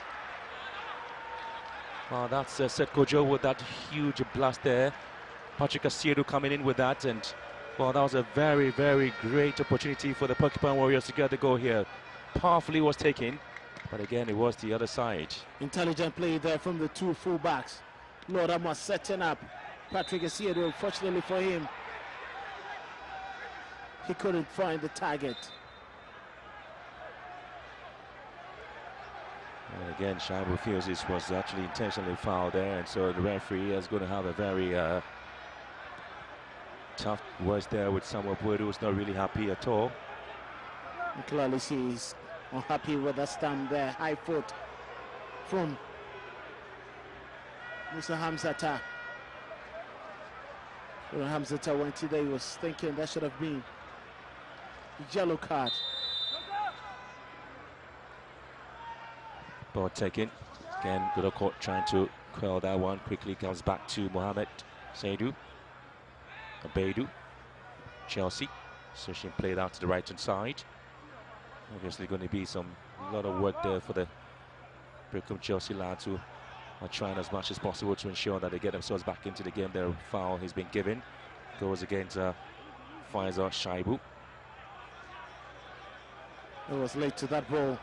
Got a double with a very poor first touch. But once he took the second, Shaibu just bundled into him.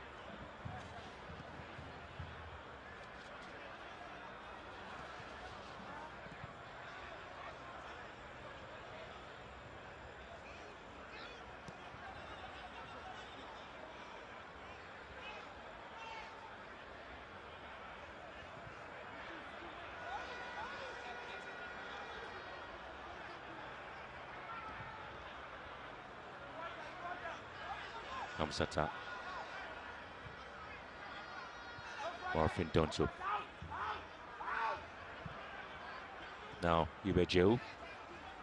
4 years ago, referee Maoli Vomao was exonerated by his performance in Ghana Premier League match between Berekum Chelsea and Wafa.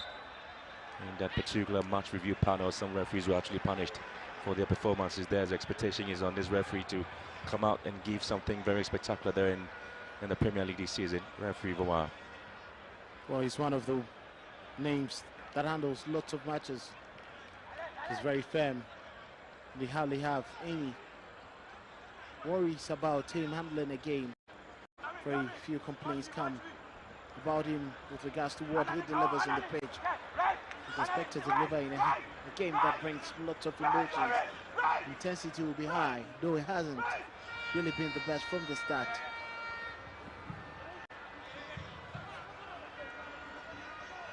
Masiedi once again giving a chance to deal with this set piece.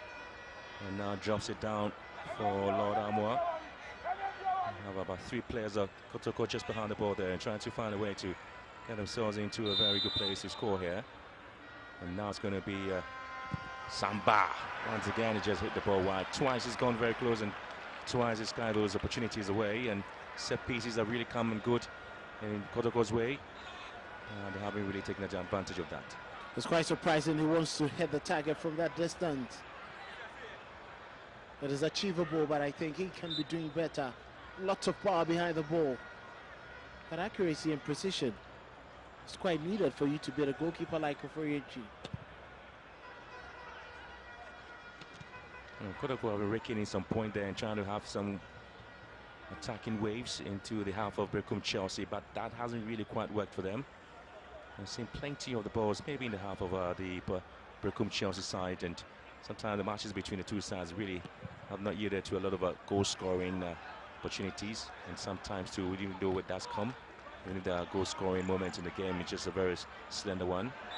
Talk about a 2-1 win, a 3-2 win between Kotoko and Chelsea. Yet again another foul. Too many fouls there by Chelsea, and this one was Dominic Frimpong.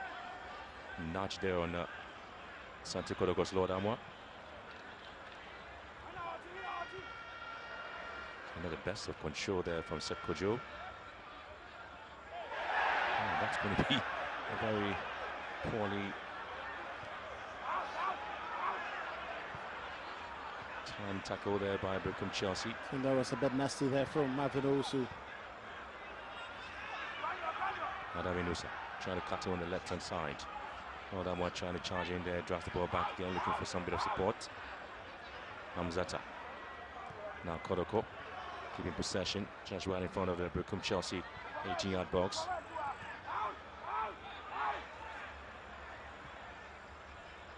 Samba O'Neill here. Still goalless between the two sides there. Very difficult moment. We've seen players move from Kotoko to Chelsea and vice versa. And Peter Amiduakwa now gets back into his groove. Amiduakwa turns well, looking to bring the ball into the box, and he's been pretty much quiet this afternoon, Peter Amiduakwa. Well, he was initially on the right-hand side of Kotoko's attack. He's just switched places with Inusa to his most favorite part of the field, and I'm sure he's going to pick up the supplies and start tormenting the Berekum Chelsea team. Clearly, the first time he was off with the ball, he just tried to create a goal-scoring opportunity there. Very good gather there from Kofo Asamoah.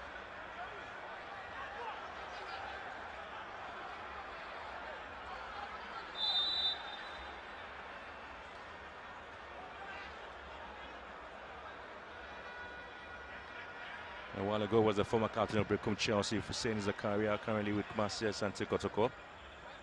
On the bench now. Just talking about the fact that the two teams have had players changing their destinations and playing for each other as and when the opportunity comes. Once upon a time there was Stephen Awankuna. He left Kotoko, eventually became the goal king in the Premier League, and Chelsea looking to find some bit of a spaces at a blind side of Kotoko's back line. Owusu. And here comes Tinedu. Chelsea now in control here. Want to hit the ball into the box. It's been defended there by Hamzata. Berekum Chelsea now beginning to have some bit of spaces behind the back line of Kotoko and beginning to also sweeping the balls into the box. Another long ball into the right hand side again. Off it goes for Kotoko through. It's a very fine play there. Quick pass in between the two players. Marvin Osu was waiting for the final ball. He just played right into the feet of Hamzata, who cleared it. The intent is very clear to calmly build play, but it hasn't really materialized for both teams. A lot of fouls in there, you can understand. Allow a team to gain possession and be comfortable on the ball at your own peril. Once again, Samuel Tenedu, Augustin Hene, very strong with their tackles.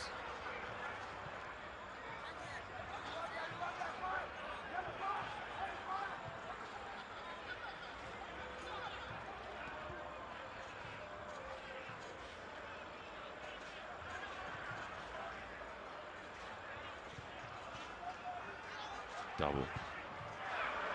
Again, that's a well hit there by Lord Double.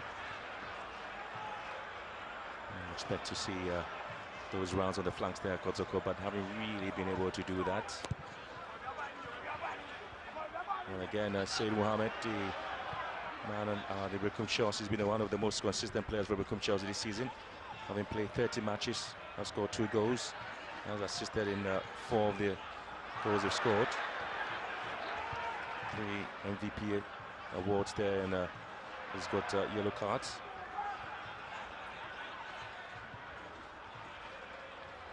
And that's going to be the 4th yellow card he's picked up.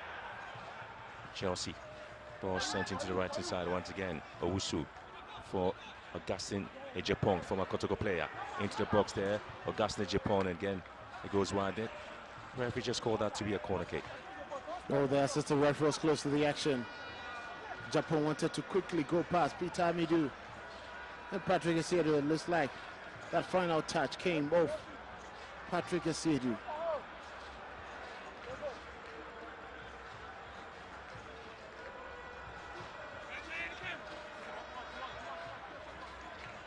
There's a corner kick advantage now for Berekum Chelsea. Now they want to find themselves in a very advantageous position to get a goal. Taking short here, the corner kick. It's been sent down to the captain. We're trying to hit one into the box again. It's been blocked. Now springs on his effort. Chelsea now having the opportunity to attack Asante Kotoko. And this is the man, Saidu Mohammed, who was born in Wenchi, but actually grew up in Kumasi, played for Ebony FC and Asokwa Deportivo before moving to Berekum Chelsea 2 seasons ago. This season he's played 17 matches and just had 1 assist there.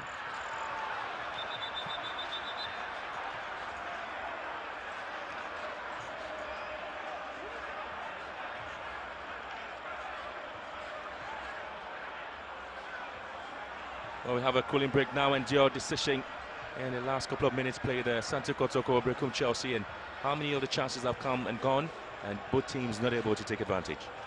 Well, very few clear-cut chances for both teams. They've had to rely on set pieces in trying to test the goalkeepers.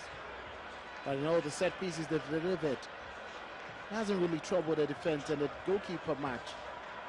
That is a bit unimpressive. Well, Chrissy Apia, a former Sudanese coach, once upon a time coach for the Black Stars. He was at the AFCON with Sudan after the exit. He's back home. He's a technical director for Asante Kotoko, and now here to support his team. And former CEO of Asante Kotoko, and Dasuberi, Emmanuel Dasuberi, currently with the CAF team, inspecting some facilities in Ghana. Well, there's been a report that Ghana really want to have opportunity of hosting the CAF Under-20 AFCON. And reason there's going to be that moment for some bit of auditing and inspection into some of the facilities in Ghana to see the country is ready to host this CAF event. Well, it'll be quite interesting to see. It's a lot more from this team. Samuel Boadu needs to be quickly getting his men in attacking the Kotoko defense. They need to start creating. They need to start troubling Kotoko's defense. They haven't really been in a good shape this afternoon. A lot more will be expected. From there, as you can see, the fans haven't really been enjoying what they've seen so far. It's been a lethargic approach from the two teams. Little intensity, a little for them to cheer about. You can see from Kamara, there should be lots of fluidity in the game, lots of energy. Intensity seems to be low. I'm not sure they themselves will feel this energy. The sun is quite high though. But I expect them to be at their very best.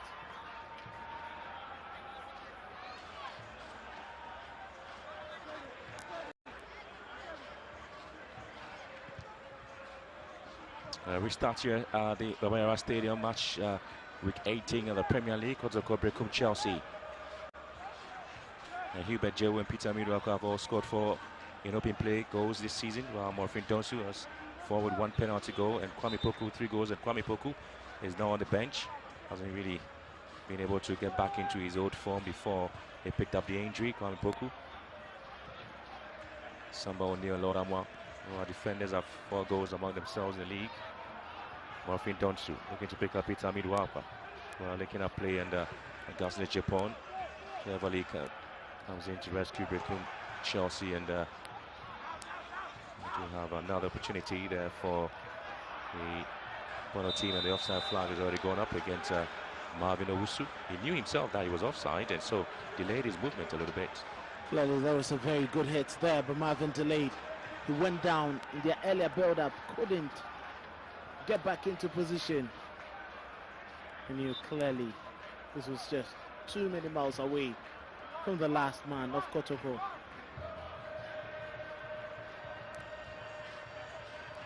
These are the elements in the game that tells Kotoko spaces in the defense that Chelsea can capitalize on.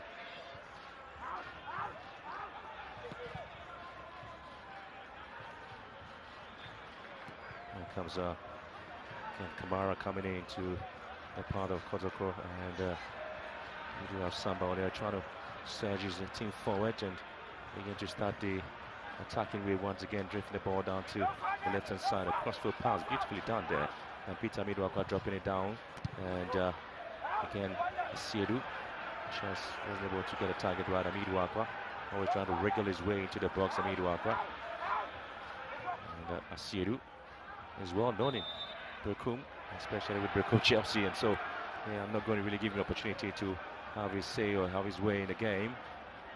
And he wins a free kick there for the Porcupine Warriors this time.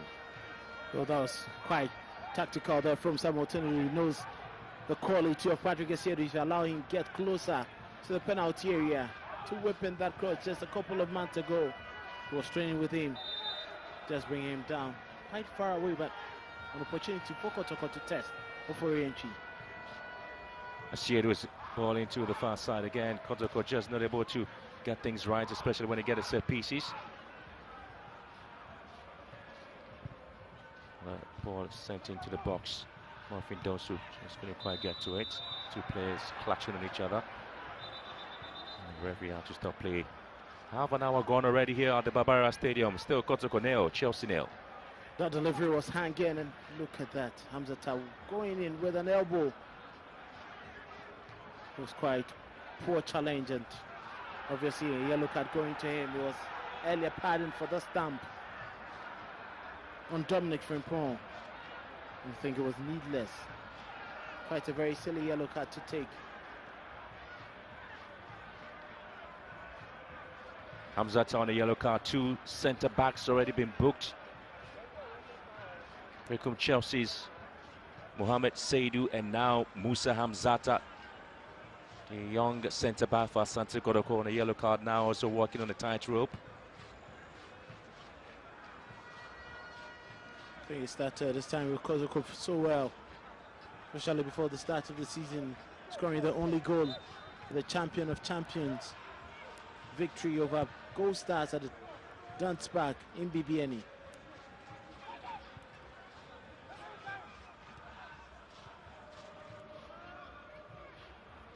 Well, the rivals Hatzefolk picked up a solitary win against All United. It was a very well advertised game at the Hallway Stadium. Kotoko would obviously want to see themselves coming up, and so having a lot of possession, 64% to 36. They've been cleverly dominating the game here, but haven't really been able to take advantage of some of the set pieces they've had. And Hamzata is being tracked back by Dominic Frimpong, a player he once upon a time fouled. You clearly see his displeasure in how he was pulled back. He wanted support, very little support for him. He just had to withdraw and try find solace in his goalkeeper, Kamara.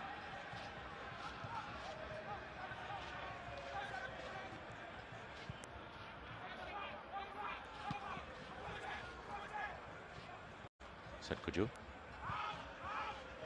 And now Kotoko having the opportunity to move forward here, and Adam Inusa hasn't influenced the game, has he? But Kotoko now have the ball just right in front of the 18-yard box, being pulled back. Morphin Donso drops it down to Amidu Wakwa. Trying to find space here. Jehu has got a knack for a long drive. Switching play down the right-hand side. Yeah, they try to send it across into the box. It's been cleverly dealt with by Abedu. And again, it's Asante Kotoko's bench a bit worried because they haven't really seen the game plan working. Meantime, Kotoko another ball into the far post here. Amidu Wakwa looking to attack that one, goes off the line. Another poor delivery coming in there from Hilaria Double. That has always been his problem after his distracted duties. It becomes difficult for him to make very good use of the ball. That was typically one of the few times you would expect something brilliant from him.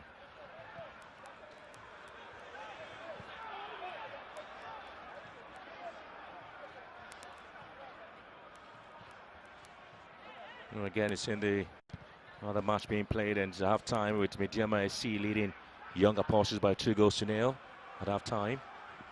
Now moving the point build up to 37, and Mediama do have an opportunity of winning the Premier League title. In fact, they are looking forward to winning that. And Asante Kotoko and Chelsea's goalless here, out of work winning just yesterday, and so clearly keeps them up on the Premier League log and on sitting fourth on the Premier League log. Hartlepool. Asiedu just couldn't find his way away from the Chelsea midfield. Marvin Owusu. Switching play moves down to the left hand side. Joe looking to win the ball away from Marvin, and that was not successful. And Chelsea again have Anane dragging the ball back again.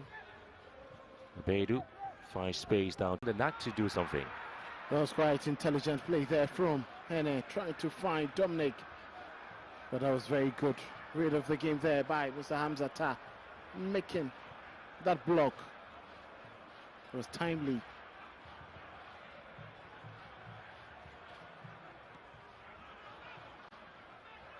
Joe has been pushed off the ball now. Chelsea have a chance to move forward. You have Dominic being given a chance here with a shot here, and just sweeping across the face of goal. Dominic Frimpong with a chance. Joe again a bit lethargic with possession, and he was shoved off the ball. Chelsea do have a player trying to go down again. That was a chance there given by finds out Shaibus to Dominic Frimpong, and again feebly he shot, and just not the best of a hit there for Dominic Frimpong. From that position, you'd be expecting the striker to hit the target, wake the goalkeeper at least. That effort off target was quite unimpressive from Dominic Frimpong. Very few opportunities have come as close and clear as this. Arguably, the best chance of the game so far was quite wasteful from him. Okay, it's got, of course, midfield not able to really play there of Berekum Chelsea. As Peter Amidu Wakwa have Japan to deal with it. Amidu Wakwa looking for that space to shoot. And again, Kotoko not the best of control from Joe. Twice he's giving the ball away. And Chelsea beginning to settle and get themselves in very good position. Get again another good ball down to Marvin Owusu. And he's in a very good place now, hitting the ball wide, and it's going to be the captain, Anani, to recycle the ball back into the box. And Kotoko now have to defend their lines. Anani with a long ball into the box. Now Marvin in the box, and Kamara this time will have to collect it. That was quite a very decent delivery there coming in. Also very quick delivery.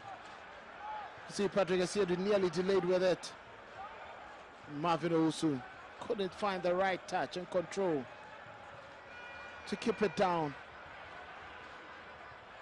Another chance going up again there for poor decision making in the penalty area. Adam Inusa again couldn't kill the ball to the back post. And that has been the situation here at the Barbara Stadium, Kotoko and Berekum Chelsea. Both teams have not really come into the party as yet. Yes, just sitting there behind the gate and looking for some.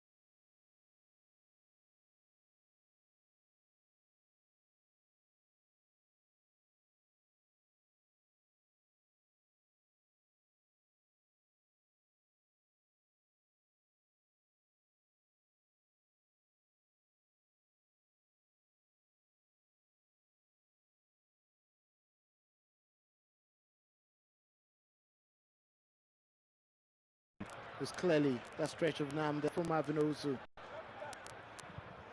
It's too easy. The drop from Patrick Esiedu.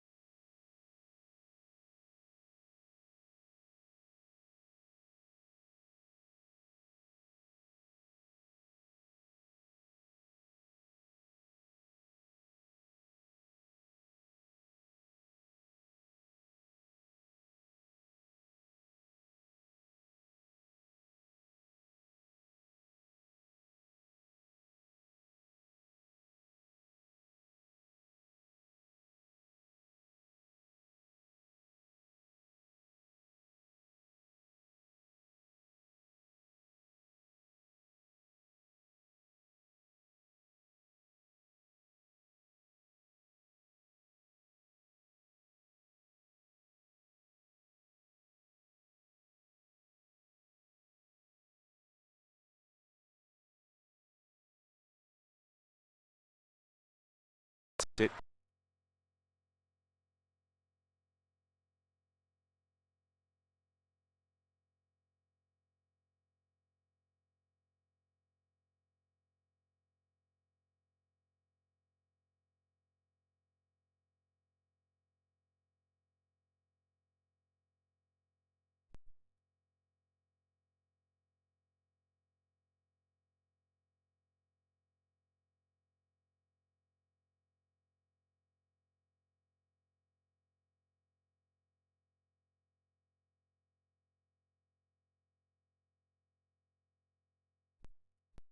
About the club there for Berekum.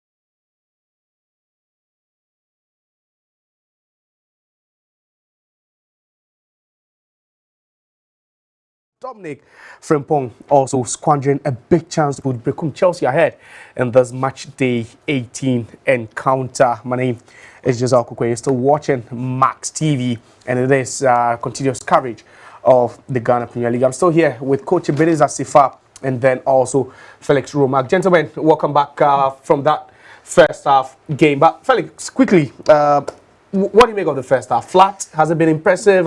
Has it been what you actually expected? Not at all. It's been a very tough opening for the five. I haven't been very impressive.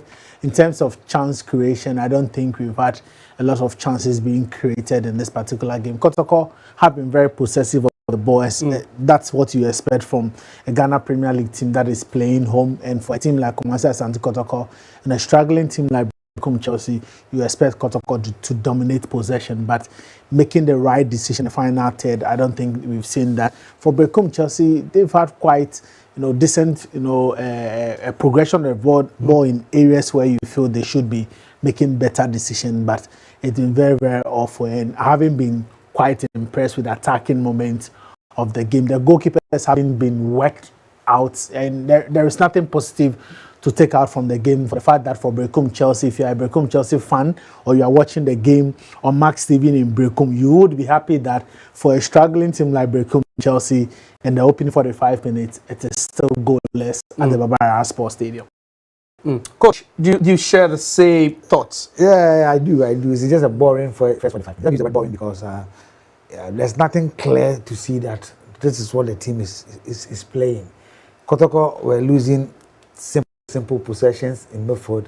Berekum Chelsea have more of the ball in the Kotoko half, but their final decision has always been very poor. Kotoko finding it difficult to break the lines of Berekum Chelsea, but so meaning they are not getting the right balls to the right channels. The runs of Peter Amidu-Ako has been awful this afternoon in the first 45 minutes. Inus Adams has been just going around with the ball with himself, no direction, nothing on his side. I mean, it has been Lord Amwa who is trying to run, but it's not working. I think Hamza Atta and then Samba Oden has been very good in terms of their build-up. Apart from that, the two goalkeepers are on holiday. Just two brilliant opportunities, one for Berekum Chelsea and then one for Kotoko, where Hubert Jau just hit the crossbar. And then, apart from that, there's nothing positive in the first 45. All right, so that has been the status quo in the first 45 in the game involving Kumasi Asante Kotoko and then also Berekum Chelsea here. But then we'll be having an in-depth discussion as to all the actions that happened in the first 45 minutes. We head for a commercial break. We'll be right back with more.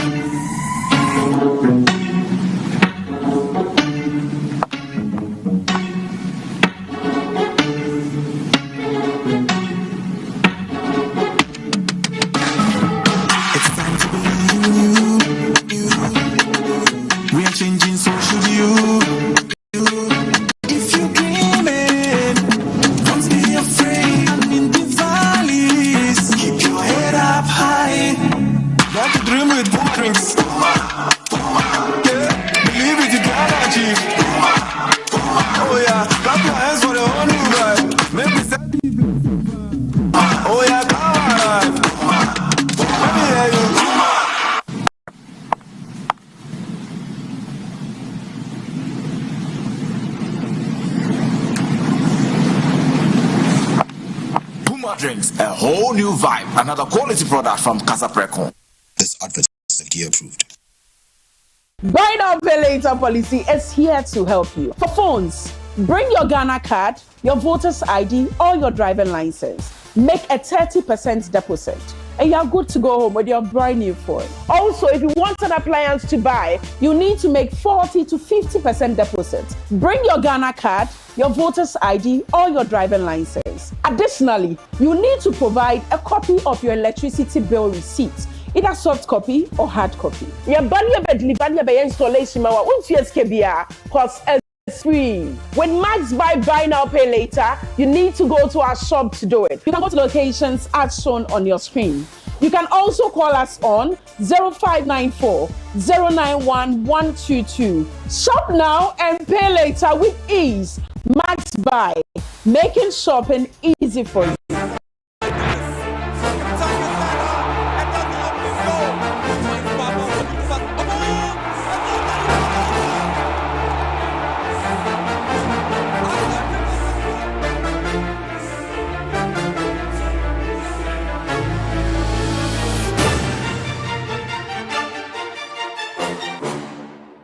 So halftime from the Baba Sports Stadium. It's Kumasi Asante Kotoko 0 and Berekum Chelsea also 0 in that particular game. We've seen some, decent balls, but the chances have been very, very few.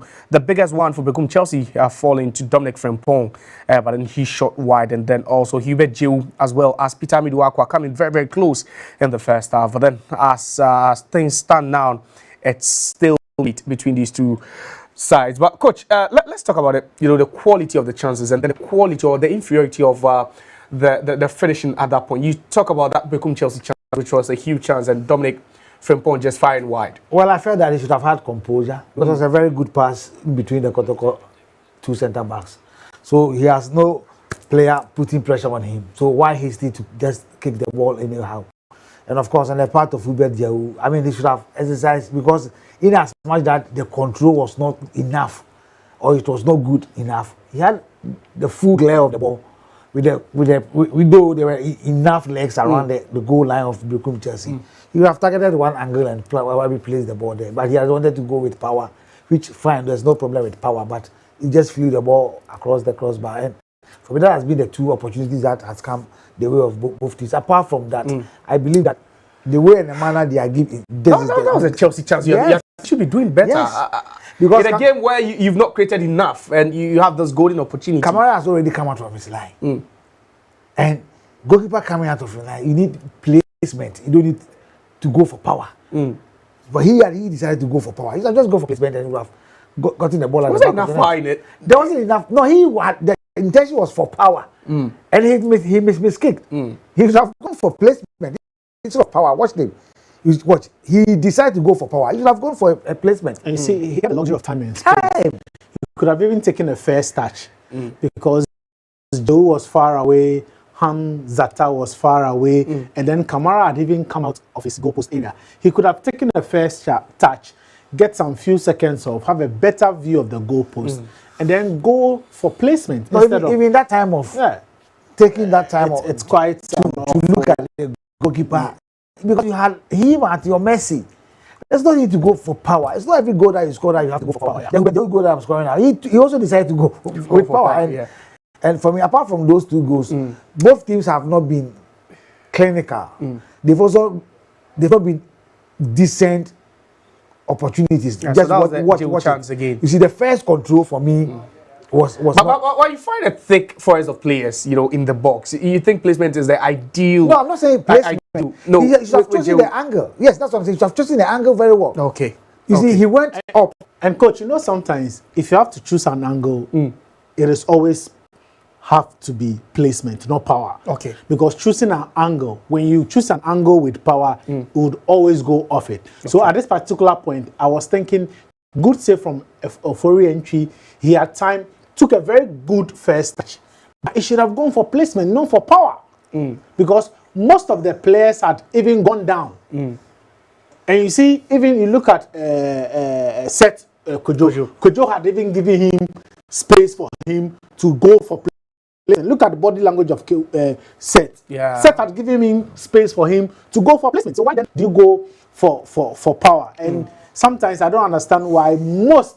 And you see, it is not just about this game. If you watch some of the players in the Ghana Premier League, they are so much fixated and concentrated with power when they should be going for placement. Because he could have easily gone for the far left post, which had so much yard and space. Because when most of them, you see them are training and they are doing shooting, they always go for power. They always go for power. They don't go for placement. They go for power, and it results in a game. You think it boils down to decision making, in between, at these crucial moments, at these crucial intervals? You just need to make, a timely decision, and that's where most of the players just lie. Yeah, it was just a split of a second. Yeah. Yes, as a player, he has found himself in such situation. And there's another chance you think he should have scored. From that. Go back to the kind of goal Stephen Mukwela, Etuga, Mbella were scoring. Even Ahmed Toure was scoring for Kumasi Asante Kotoko, and they weren't power.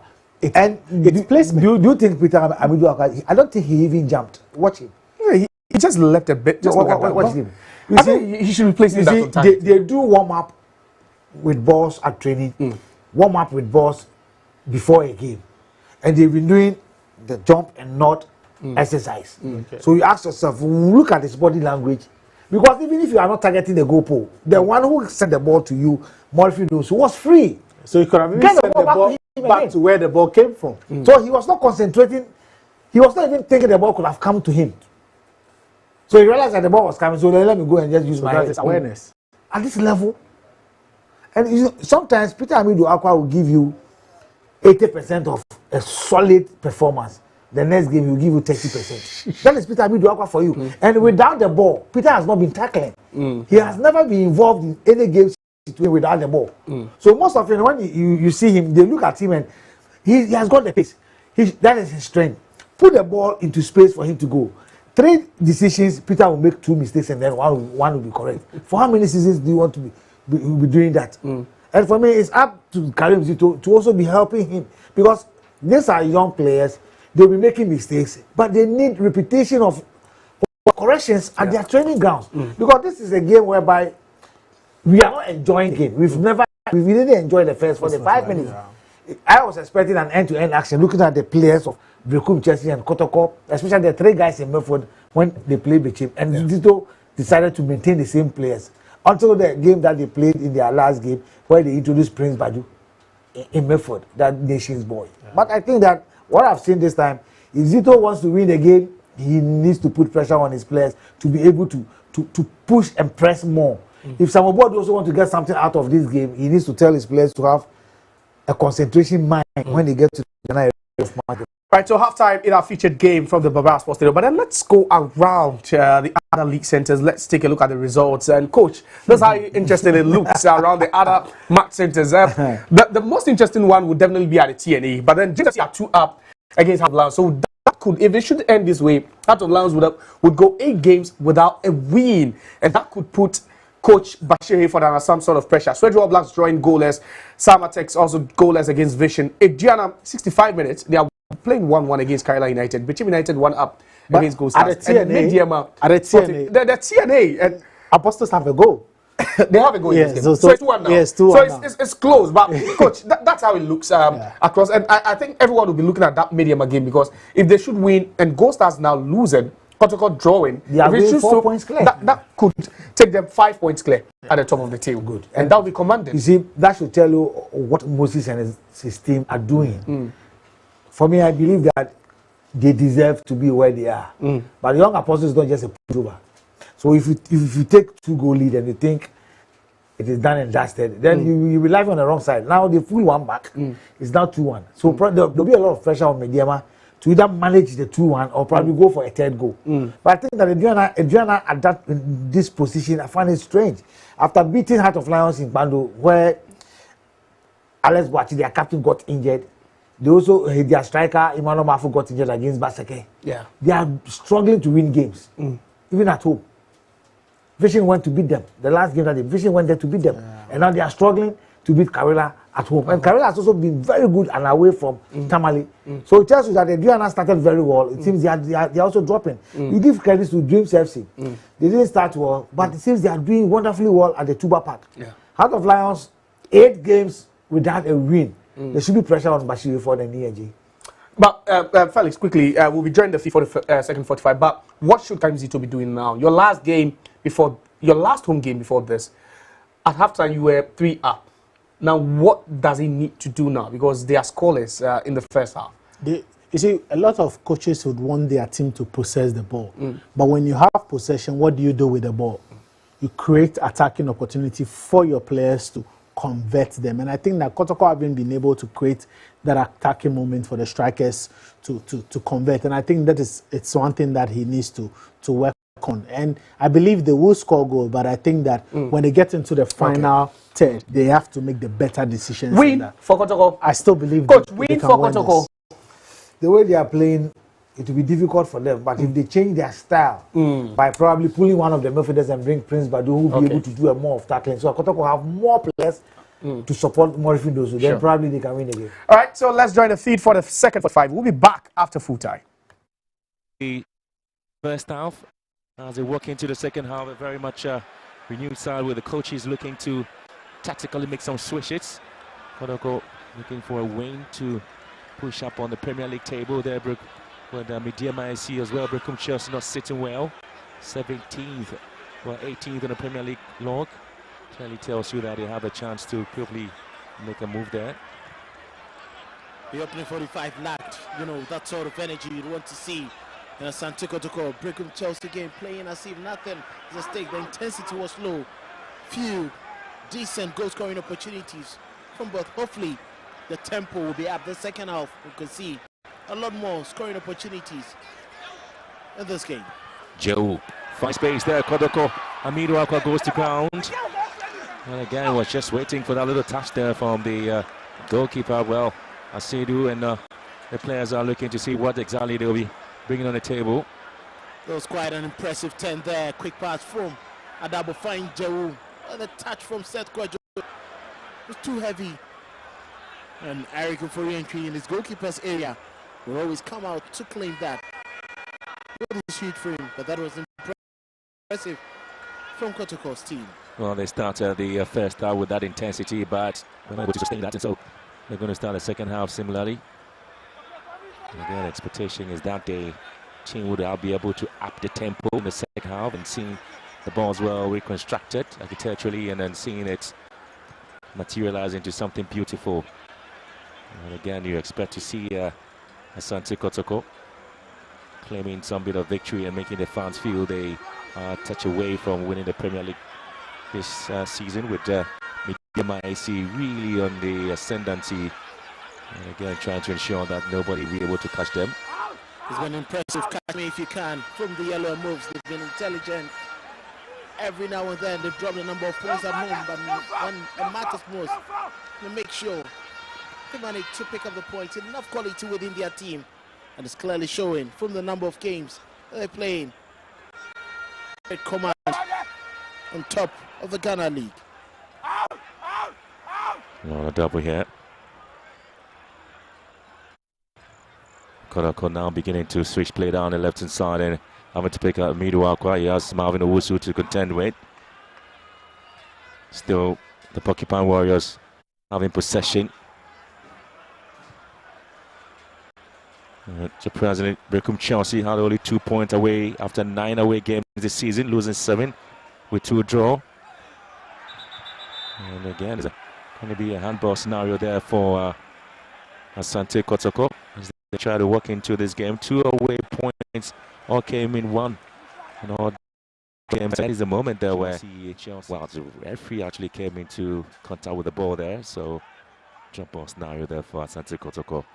Asiru having to recycle that there for the Porcupine Warriors, and Amzata also being called into action. I think that Chelsea are sitting back. They are not willing to open up and allow Kotoko to exploit the spaces in between the central midfield and their defense. Just keeping it watertight, and is forcing Kotoko to go wide where they haven't been effective today. We've been expecting to see a lot of runs there by the players on the bench of Chelsea. Just a little bit worried in terms of how they want to move up on the Premier League table.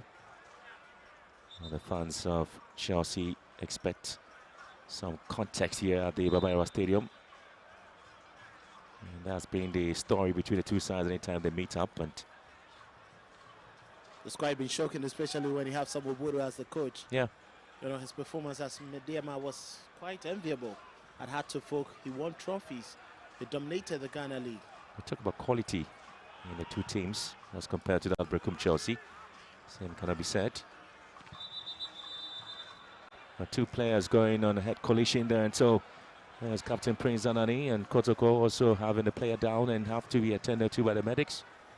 And Berekum Chelsea would feel shouldn't be a very bad injury there. And there you have Kotoko's Lord Amwa also down there. Oh, quite unfortunate tussling there between Lord Amwa, who was first to the ball. Well, thankfully the medics hopefully exited the injury. I can see the sign on Abdul Karim Zito's face. He's worried. Somebody will be glad to take away the point on his return to Berekum. The Kotoko chasing the league title cannot drop any more points. Mediama continue to win their games. Kantie, IMC, chair and the sporting head. The Safo Jemfi will be quite disturbed. Likewise, the rest of the fans. Yeah, they see Kotoko and have officials looking to change things. And sometimes when you do have the marksmen at the stadium watching this game, the expectation is that they come in with something spectacular there.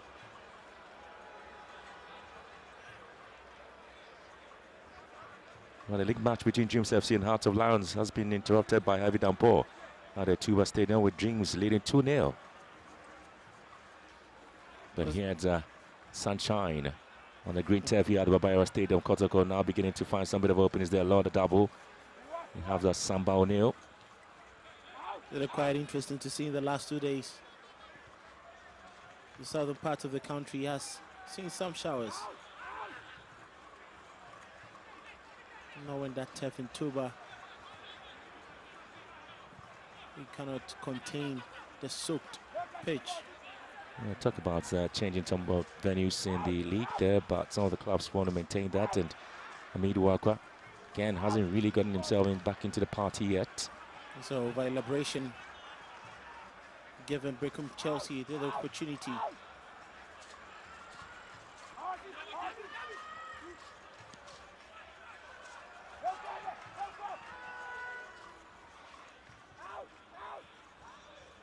Back to the game here.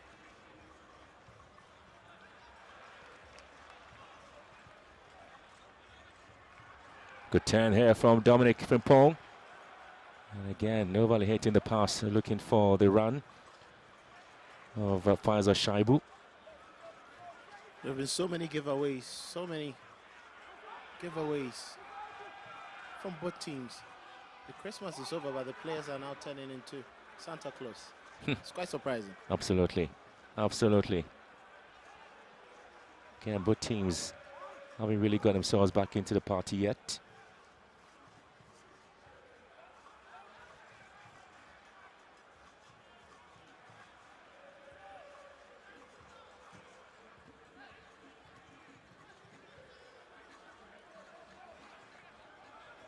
Inusa.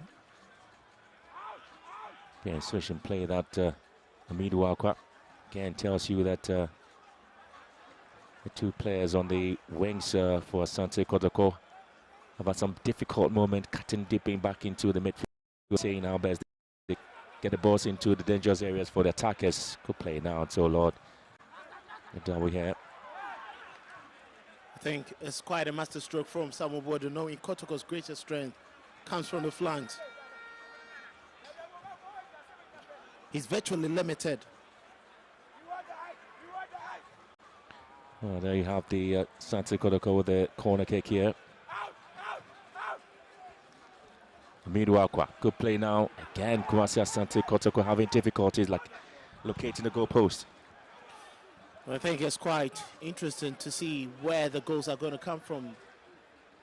All season, Kotoko's greatest strength have come from the flanks. Samuel Bodo, knowing that, has just clamped the wings of Pitamidu and Inusa. And the Porcupines are struggling to go central. Hubert Joe and Seth Kwejo haven't been as enterprising as you want. And for the few times they've tried, Edwin Kofua Samoa has done justice to the deliveries that Morifin Donzo is fed with. Again, you haven't Pitamidu Wakwa. Oh, the Chelsea players are advertising for handball there.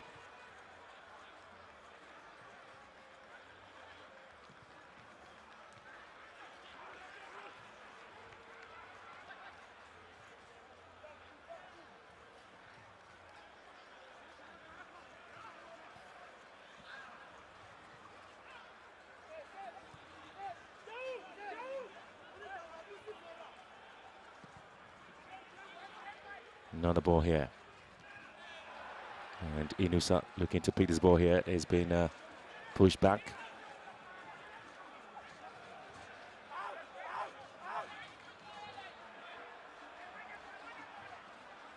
Another opportunity for Kotoko to other side of the long ball there. This time, these balls can't beat Oforienchi. It's a difficult moment there.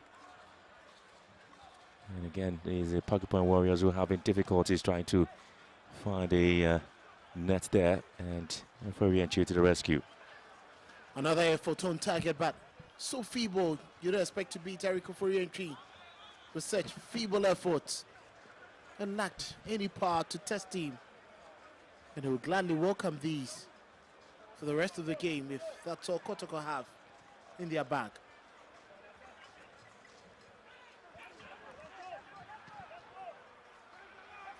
Another attacking play there for Peter Amiduakwa, just getting into very dangerous areas there, waiting Smurfin Donsu. And it's going to be another attacking play, another corner kick.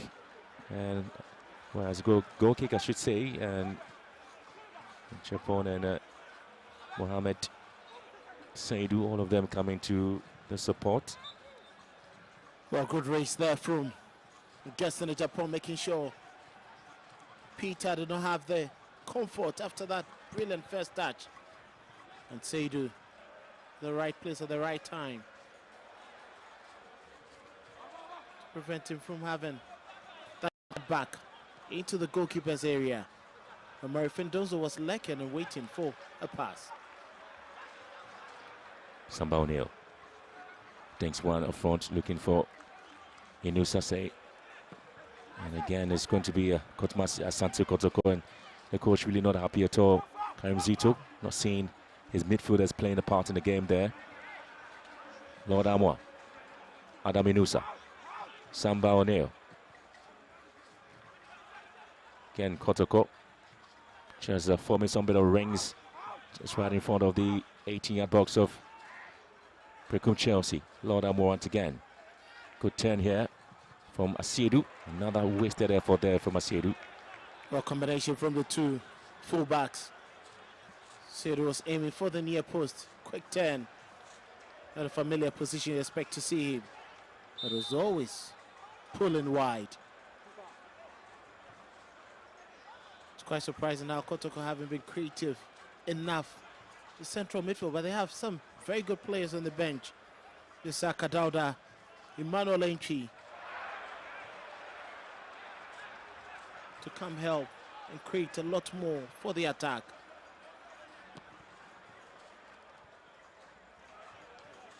Amwa. Inviting Kamara. Here comes up Hilaria Dabo.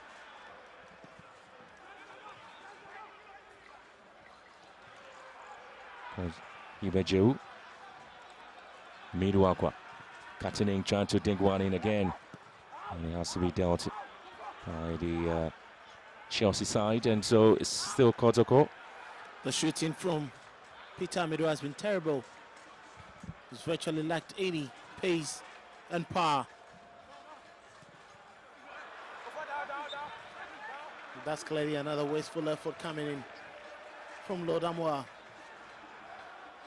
Not an attribute you can associate him with.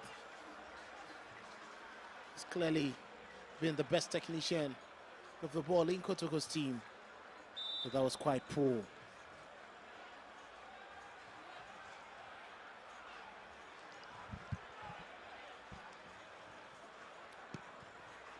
Well, 2 away points came in one all draw games against Karela United and Young Apostles. Berekum Chelsea's away points. The 2 wins. Hawa United, 11 Wonders, and lost 3 against Mediama SC Dreams and Bechem United. The last 5 Premier League matches. They've scored 5 goals in the last 5 games and conceding 7 goals as well. Their last win here at the Babaya Stadium was back in 2022. As Chelsea begin to find some space up front and looking to move around the Asante Kotoko defensive line, and now they concede a free kick. Much of a concern there, Berekum Chelsea. And that's around there from Faisal Shaibu. He joined from Pack Academy last season, and one of the top scorers of Berekum Chelsea, together with the captain Prince Anani, who are on 3 goals each. He's down there with a bit of a hamstring injury there. Trying to have some bit of words there with his players there. Zito. Look, I'm sure he's relaying the information to you, Bejo. Little is being seen of him in central attacking positions. It's virtually been a holiday for Tenedu. And Augustin Hene having the liberty not to be forced to make errors. I think that was quite a clumsy tackle from Hilary Adabo, lucky to have escaped. A yellow card from Oliver Moore. You see lots of lessons being picked up by Eric Oforienchi from Roberto Dabo. Yeah, former Wild Stars goalkeeper. It was the goalkeeper when Wild Stars won the Premier League some seasons ago, until the team was moved all the way from Wild to Accra to Legon and changed the name to Legon Cities. Well, Dabo has also had that experience with Ashanti Gold. The joint can fight all at a point. He's one of the experienced shot-stoppers from the league. It's quite sad that injuries forced him to bring down the curtain on his career.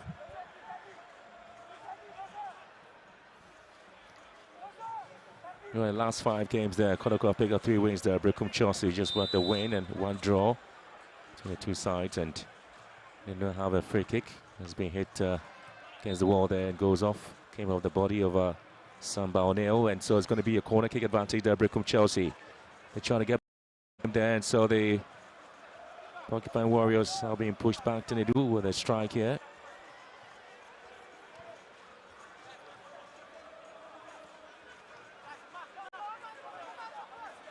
Talking points about how he failed to glitter here at the Porcupine Warriors and had to move away from Kumasi to Berekum Chelsea. Another ball whipped into the near post and cleared by Morfin Donso. Had to move back into defensive duties. Donso now defending here. And Amwa and Kamara coming in to collect this one there for Kotoko. Well, picking signals, Kotoko might be having some double substitution.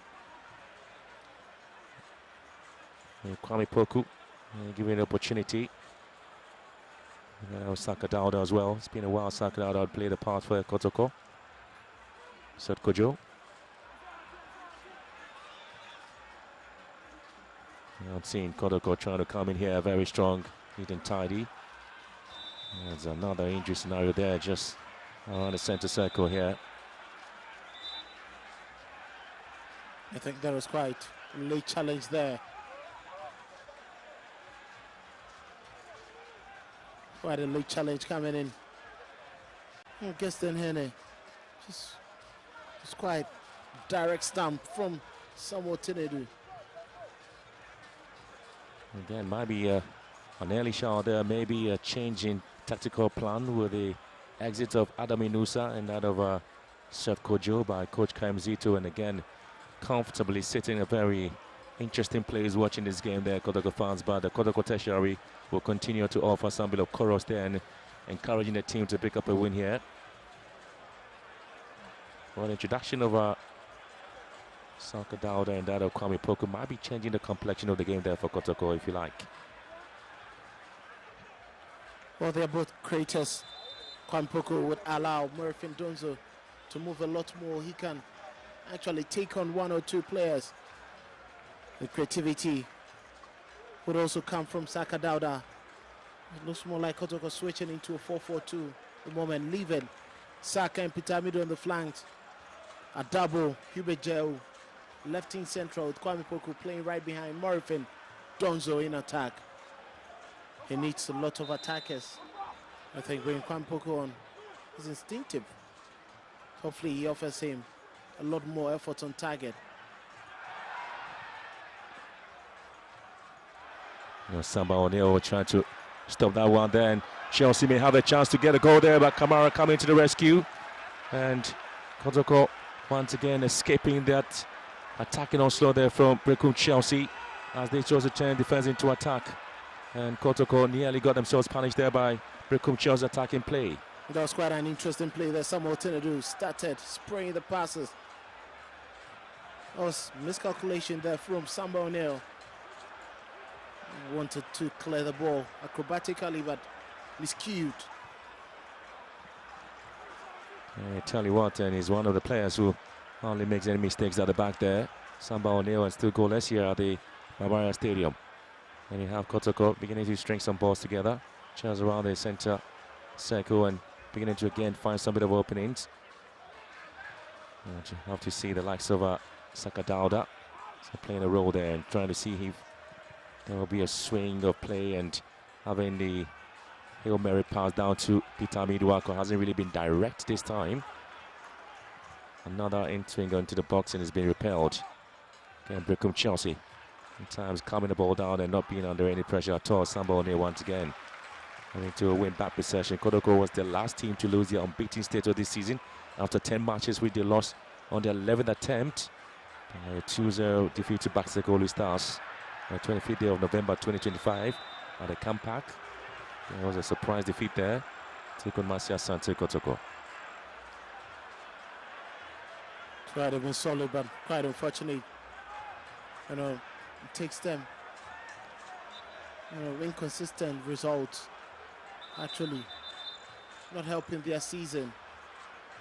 Looks like Samuel Tinedu may have to walk off the pitch. Players sometimes do go through some bit of hamstring problems there, and so have to get the medical team to come to their rescue. But again, it's been a very good performance for Berekum Chelsea. In this particular game, they have had to hold their own. Well, last time they played at home, they won by 3-2, and that was a very scary scoreline, at least for Berekum Chelsea, because 11 Wonders actually came close against Chelsea, but everything changed. Look at that pass there. Samba failed. It was quite a very decent pass there from Dominic Frimpong. And Marvin also could have done better. But it's always difficult to get the ball past such a huge frame. And Mohamed Kamara spread his body wide, and that effort was always going to come off his body. Credit to the goalkeeper for that save.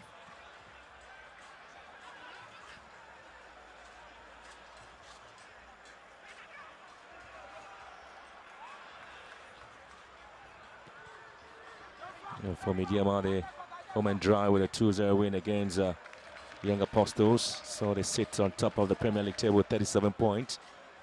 Gold Stars second with 32 points. Kotoko third with 31 points. Then Hearts of Oak sitting fourth with also 31 points. So the point gap here is very, very close. And 29 points there for Indiana Stars, who were title contenders some point ago and having picked up some defeats on the road, and so they currently haven't really moved up pretty much well on the Premier League table. Indiana Stars. Saka Dauda, switch play, swinging one to the far side. Amidu Akwa just couldn't get the ball in play. Once again, Indiana Stars at home do 1-0 with Karel. I'm still ongoing in the additional time, and Samatex at home also drawing goalless with Vision. And also have Nations FC, who are leading Sweju All Blacks away from home by a 0-0. Dreams leading Hearts of Lions by 3-0, and game has restarted.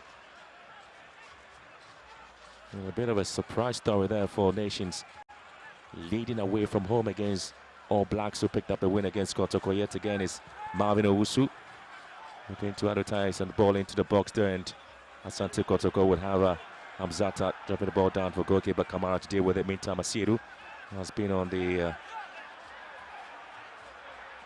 attack there, looking for some attention. Kotoko playing with 10 men. Asiru is probably up on his feet there. It's going to be a foul here for the Porcupine Warriors as we approach 20 more minutes to go, plus stoppage time. Conceding only from our incident. Samuel Boadu has been shown a yellow card there, and his demonstration clearly telling you that he's not a happy man at all.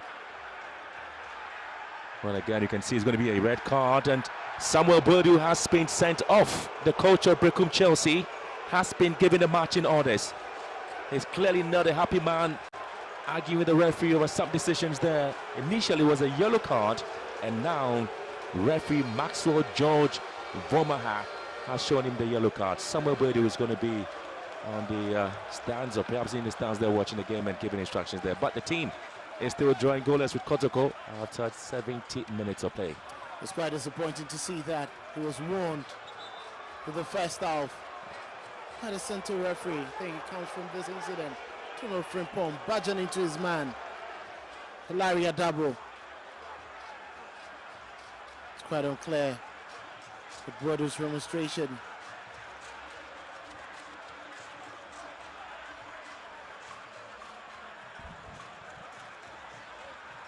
Well, Patrick Asiru is out of Prince Beidou. After picking up that injury, he knocked out on the pitch there, and so that's the substitution and confirmation of Kotoko having to introduce Prince Beidou. It looks more like Kotoko are going with a back three at the moment. Patrick Asiru, left back, going up for a central defensive midfielder, Prince Beidou, who joined Kotoko just 2 weeks ago. Impressive during their MTN FA Cup win over Ken Faisal. Suspected to add some more bite into the midfield, playing from the left back. So more like an inverted left back for Kotoko for the remainder of the game.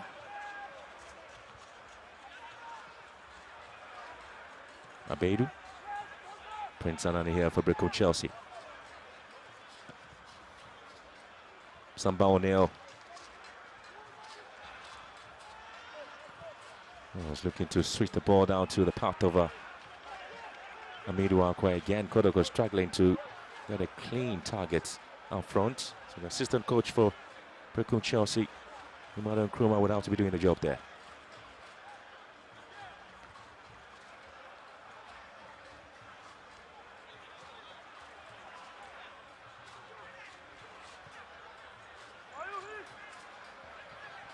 Marvin Owusu here for Berekum Chelsea, looking to move forward here. And Augustine Japan dropping the ball back with a left. He drives one and it's been collected there by Kamara. It was quite a decent head there from Augustine. Was looking at curling that effort into the bottom left corner of the goalpost. Kamara was well positioned and picked it up. It's a good try. A swift turn from him.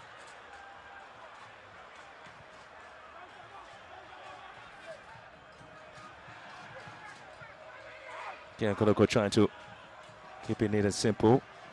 Here comes Sakadauda. Switching play, very poorly taken, and has been repelled. Once again, it's going to be Sakadauda looking to advertise another ball into the box. He cut back beautifully here. And Kotoko again, another ball into the box, and it's been brought down by Amidou Akwa. Ibejewu picks up Amidou Akwa again, and he's trying to cut in again. Amidou Akwa, and he goes to corner kick. Quite impressive in the last 30 seconds for Kotoko. The guest in the Japan knows the support of Marvin Owusu, that would have been difficult. Amidou Akwa. Samba O'Neill. And again, ball repelled beautifully there by Adrian Kufuor-Samoa. It's quite interesting why Kotoko continue to whip the ball in. But they've been so unsuccessful every time. Edwin Kufuor-Samoa stepping in to make the clearance. They'd have to change the style, go a bit more central instead of going wide, trying to whip in the crosses. That game plan hasn't worked for them. Again, it's been a difficult time there for the Pokemon Warriors. Trying to ensure they have some bit of wins there, but corner kick taken to the pose, and it's been repelled once again.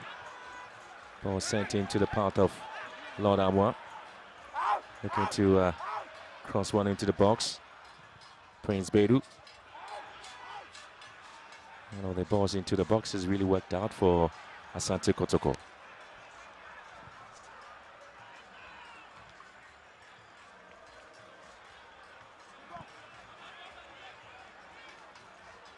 The organization seems to be problematic. They've been around. So goalkeeper for re-entry. It's been agile here. He's been very, very solid at the back for Berekum Chelsea. The idea and intent was very clear, but the execution going straight down the middle. So for re-entry was well positioned. You could see the smile on his face.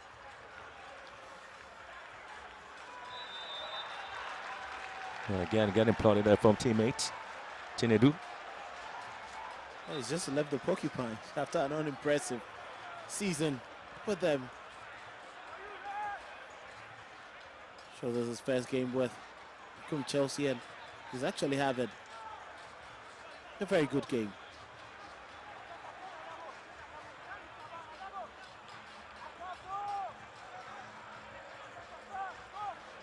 Again, just couldn't get sort of play that he was expecting. Siru brings Anani here. Here comes Abedu.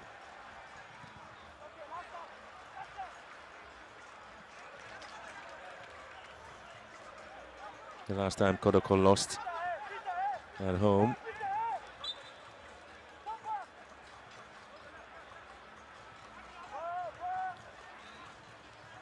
Well, again, a very interesting play last season at 10 matches. And now Abedu here.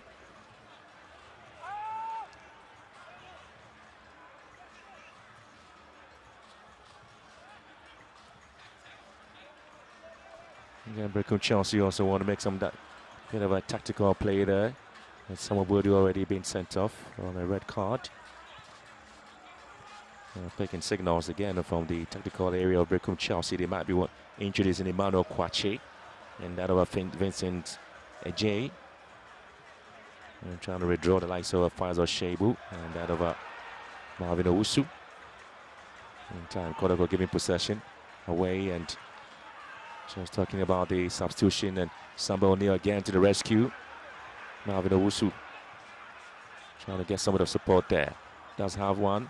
And Augustine Japan out of his side, the ball into the box, and again Samba there for Kotoko. Well, the Porcupine Warrior struggling to find space, and here they go again. Saka Dauda, Murphy Dontu on the charge here on the right hand side is Saka Dauda again, and this time is Murphy Dontu. Kwampoku was the opportunity. I'll tell you what, he just got into a very good place and just didn't get the target right. Quality and a splendid play there, Kotoko. Look at the pass again. He's just trying to ding the ball over goalkeeper. Very good for re-entry, but just couldn't get it right. That was a brilliant sequence of play there from Kotoko. Saka Dauda picking up Kwame Pogo on the blind side of Kufua Samoa. But for re-entry came out very early, forcing Pogo to hit the ball over the crossbar. Went in with the intention of a dink. The huge frame of re-entry couldn't allow the ball to drop as early enough. I think that's impressive, and those are the lines you would want to see from Kotoko. Going more central, forcing the Berekum Chelsea defense to make mistakes. Vincent Klou, a substitution there for Berekum Chelsea, and a confirmation. So they have withdrawn Faisal Shaibu and Marvin Owusu for Emmanuel Kwache and Vincent Ejay.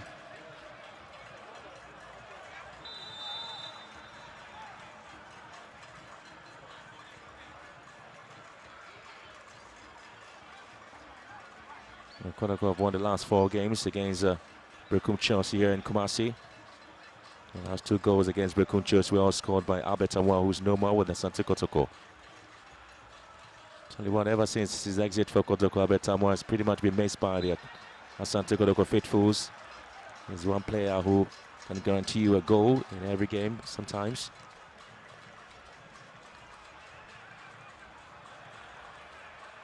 He became the most trusted source of goals with injuries to Kwame Poku. Murphy Donzo struggling to find his feet. And Johnson Opono also, who picked up, that bizarre knock that took him weeks for returning. It's quite been a problem of Kotoko when it comes to goal scoring.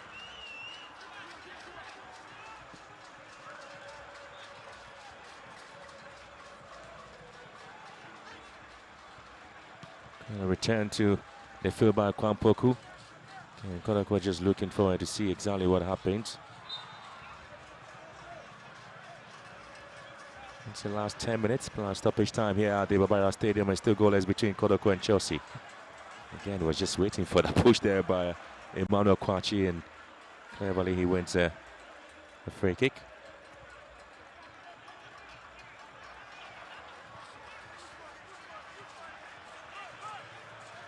Hamzata.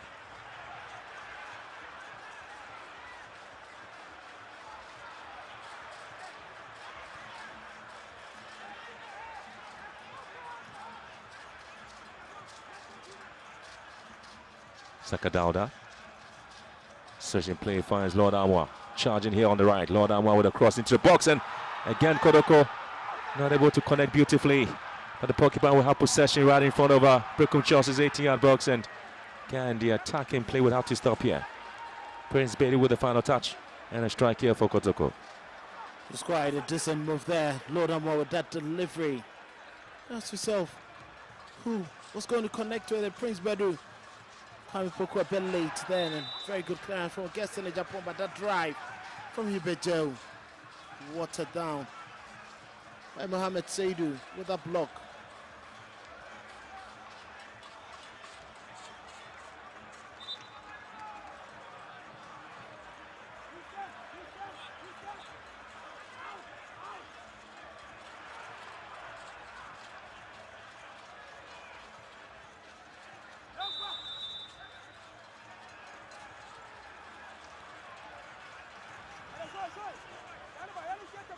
Again, it's Asante Kotoko's frustration here, the inability to find a very clear openings to slot in the goals. It's been making things difficult for them. Madabu, Lord Amwa, Sakadauda.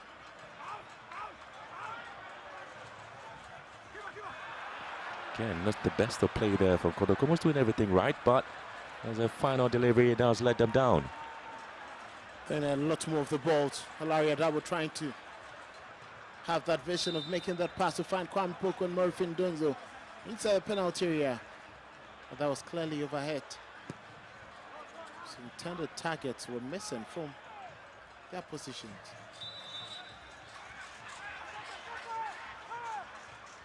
Kotoko thinking of making a double substitution. Again, it's another confirmation. Probably be coming there from the technical team.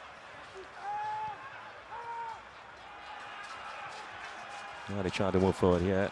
Asante Kotoko. Again, it was everything right, and once again Berekum Chelsea to stop them in their tracks.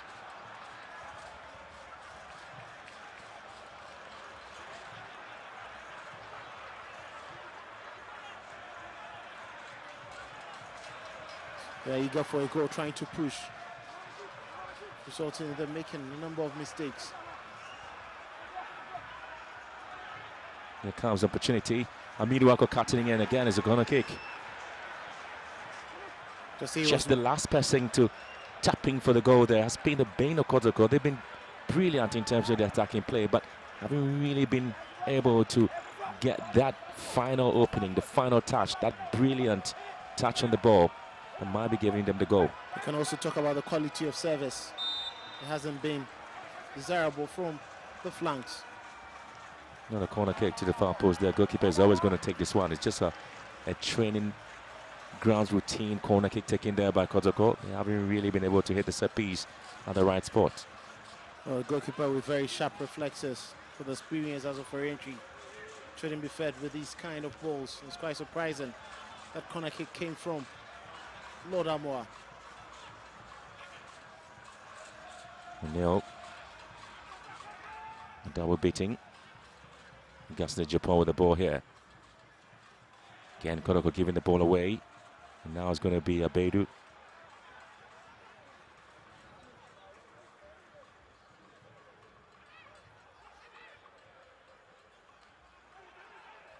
And again, have Kwachi here for Chelsea. Abedu. Tinedu.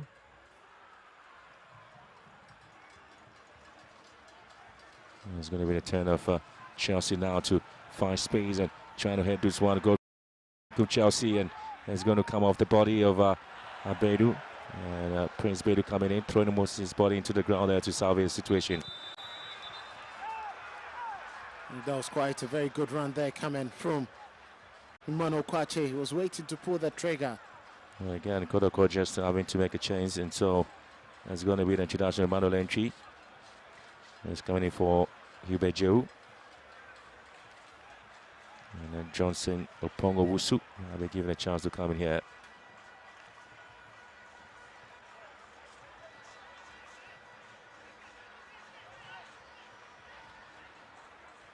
Looks more like Zito wants to go central.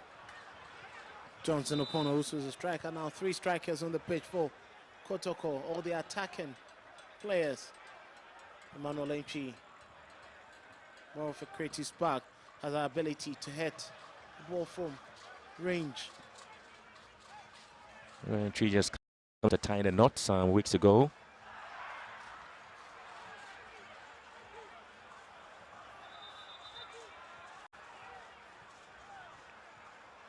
That's quite another league challenge coming in there from Hilaria Dabo and Samuel Tinudu. Miscommunication between 2 players.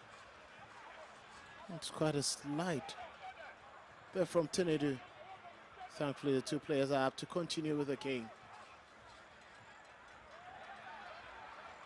An opportunity now for Hamzata to move in here. And trying to get themselves into a very good place here.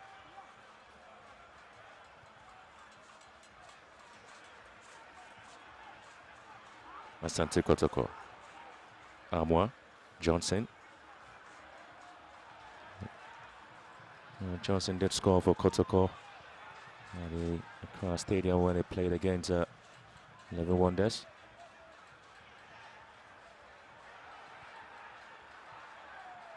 Opportunity now for the Porcupine Warriors, sometimes not coming in, taking fast. And able to win back possession beautifully. And Lord Amwa trying to cut in here on the right hand side, but unable to pick up the ball here. And Johnson conceding the throw in. Well, they've been dominant, but again, they haven't been able to be effective up front. Kotoko 65% ball possession, 36 here for Berekum Chelsea. Lots of passive play. They've just been passing the ball around. No threat whatsoever.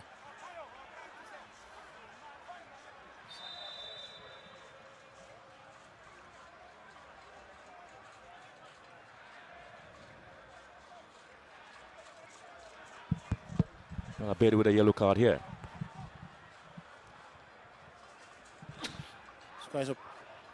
I decided to delay.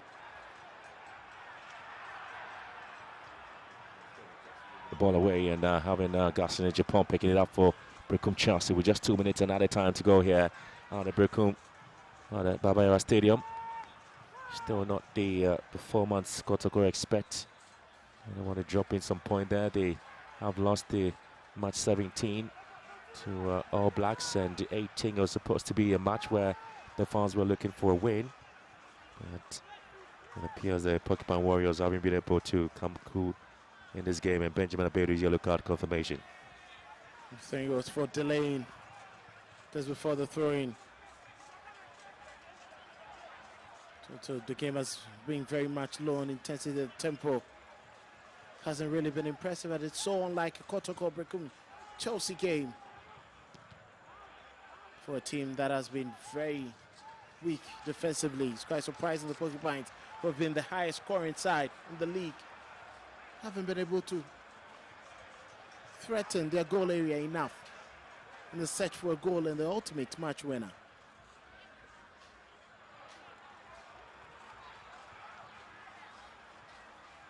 Again, just seeing how the 2 teams are coming in again, but moving it down into a different post path here, right in front of Kotoko's penalty area. And here comes Abedu. And Chelsea beginning to see plenty of the ball here. He's just to get the goalkeeper involved in the action for re-entry. Kufuor Samoa.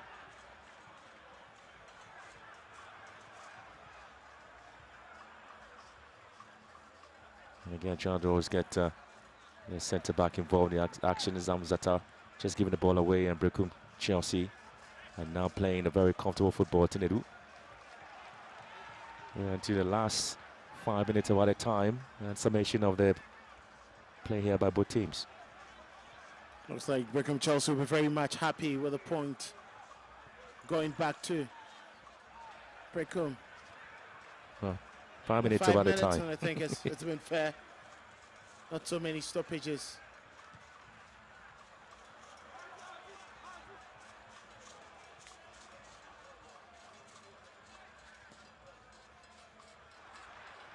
Again, Berekum Chelsea having a bit of an entertainment here. Hamzata struggling to stop off from Pong, but able to win the ball here.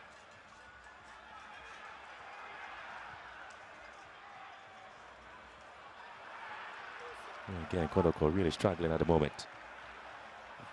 Yeah, he got to get the ball quickly into the final third. Emmanuel Lemchi there.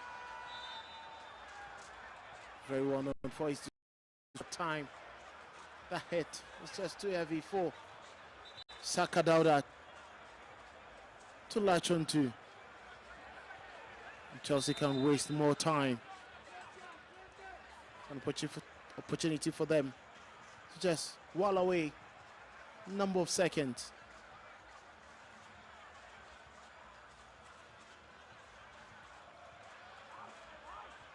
Well, Johnson here.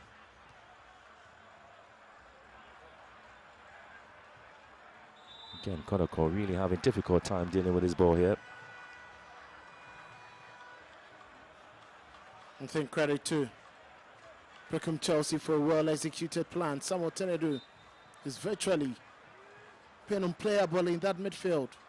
He's taking control, winning possession, trying to be the switch for Chelsea, and has worked perfectly for them so far. I'm going to go with a long drive here, Berekum Chelsea. I say that was the intent there, but not really favorable hit from Vincent Edweji.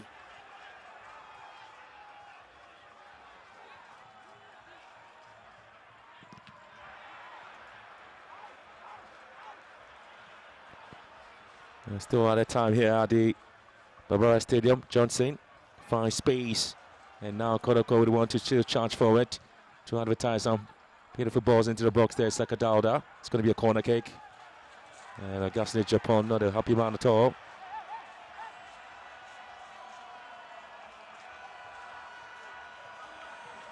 Well, he felt Saka Dauda had the final touch. The referee believed the final touch came from Vincent Edweji. Rightly so. Good call from the match official.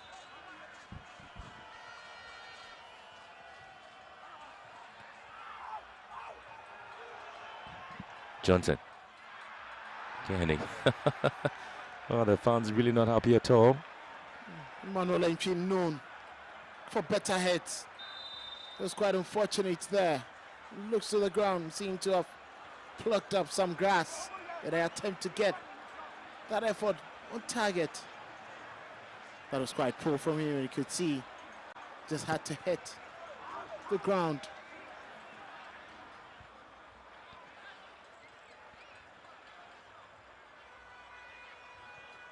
Kotoko would have the captain playing a very quality game here, and being picked up as the man of the match, Samba O'Neill.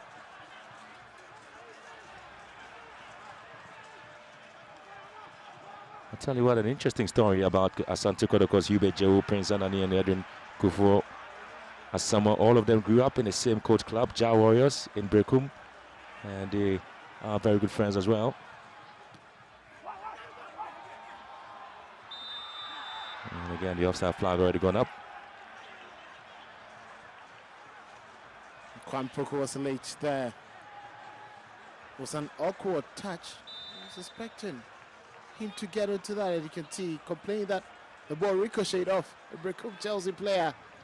I think his movement, even for the initial pass, he had already taken the lead. And so we are into the last seconds of the game here this afternoon. And there you see Kotoko having Sakadalda on the flanks, looking to charge here and finding space. And Johnson giving it time to shoot. Here goes the ground, and fans are calling for penalty, but referee Vomahav will have none of that as Kotoko struggle to find a way here. Samba O'Neill. The tails at the Maroon time from Berekum Chelsea, and so the story remain. Asante Kotoko at home in a stalemate with Berekum Chelsea, and that will be a very good point there for Berekum Chelsea, and for them, they won match week 17 with a 3-2 win against 11 Wonders. Asante Kotoko lost to Swejo All Blacks, and so the expectation was for them to pick a win here against Berekum Chelsea, and the story is Berekum Chelsea held their own, fought very brilliantly and gallantly to draw this game against Asante Kotoko. That was quite an excellent game plan there from Samuel Boadu and his Chargers. They knew the strength of Asante Kotoko limited them. Made sure it was going to be difficult for them to plan through with their intent of going down the flanks. And once they curtail Kotoko's threats from that point, it became difficult for them. Well, the story remained Kotoko drawing at home of the matches. Samba O'Neill has been a very disciplined, a very decisive, a very combative, and a very well-organized centre-back for Asante Kotoko. And this afternoon he's been crowned as the player who stood tall amongst all the other players on the pitch, and so win the man of the match award there. And Johnson really coming on the second half, particularly happy person. But Tinedu, who left Kotoko for Berekum Chelsea, can afford a big of a smile there. And so the final statistics of the game here can clearly tell you how many shots they had in the game there, and shot at goal in terms of performance, and a red card. Away from trouble because they'll be going back to Berekum with at least a point which could help their survival in the Ghana Premier League. My name is Joseph Okoko. You're still watching Max TV. I'm still here in the studios of Max TV with and then also Felix Romac. Gentlemen, I don't know the adjectives to describe the game. Boring, flat, but then this is a game that, from a Berekum Chelsea perspective, is a hard end point. At least it adds up to the tally already. But for Kotoko, coach, you'll be thinking it was a disappointing game. This is one of the bad performances I've seen Kotoko put up at the Baba Sports Stadium. For Berekum Chelsea, yes, I think they defended their lines very well. For entry was very calm in goal post. I mean, the Kotoko attackers were not existing in the game. The changes Zito made, for me, they didn't bring any positive in the game of Asante Kotoko. Kotoko struggled even to hold up for a minute with possession that they dominated in the first 45 minutes. Because I told you, if Kotoko do not change something within their game that we saw in the first 45, it will be difficult for them to hit the back of the net. And unfortunately for them, they couldn't score. For Berekum Chelsea, they are happy because they went away from Berekum to pick a point from Baba, where Kotoko last game was 6-0 to Berekum United. So coming to the same venue, but you ask yourself, Kwampoku came on 0. But Morphin those who on the full play for 90 minutes 0. I mean, Johnson upon came on, and at the point I saw him on the entry, you saw how we were discussing here. Like nothing is at stake for him. Like a Jessica attitude on the part of Emmanuel entry. For me, Kotoko bench needs to sit up. They need to, if they should go for orientation for these players, it'll be better for them because what they display today is not Kotoko. And ask me, it is what you win the Ghana Premier League. You don't put up such a performance. Mediama won today. And hey, 5 clear points on top of the league. They just had sponsorship last week, $200,000, and you think Bosisama and his team will be huge. When you put out such a performance at the Baba Sports Stadium. For Berekum Chelsea, away from home, a point. But I was disappointed in Samuel Boadu receiving that record. Yeah, we'll be talking about that in a bit. But let me take your thoughts on at least what we just saw. Very, very cagey, feisty affair. But then Berekum Chelsea doing all they can to frustrate the attacking line of Kotoko. I think for Boadu, it will be a very positive result, especially when you are about 20 minutes to the game where your coach has been given a second booking for that interaction with the referee, overly, excessive, screen the touch line. And in games like this, you need your coach to be there in the last 20 minutes of the game to manage the game or go into that game management mode. But for them to pick up a point against Kumasi Asante Kotoko, because in their previous 5 games against Midiama, Diana Dreams, Bechim, Heart of Lions, they lost all those games. We came here to win, but we have gotten the draw. Yeah, that's good for us. Yes. How much I think it will be a good resource for Samuel Bodi, who personally want to build on that. Sure. See, we've gone to Kumasi Asante Kotoko and pick up a point, but I think for Kumasi Asante Kotoko, it is more like a 3 points lost for them than a 1 point gain. That's how the contenders have won games. You know, Midiama beat how do you call it? Young Apostles. Yeah. Idiana won against Karela. Hearts of Folk yesterday won against Hohwa United. And these are the results. Goals that's lost. They are ahead of they're still in contention. So we'll be coming back to talk more about the game, but then it's time to head for a commercial break. When we are back, we do having an in-depth discussion on what transpired within 90 minutes at the Barbara Sports Stadium, and then also we'll listen to what both coaches had to say after the game. We'll be right back.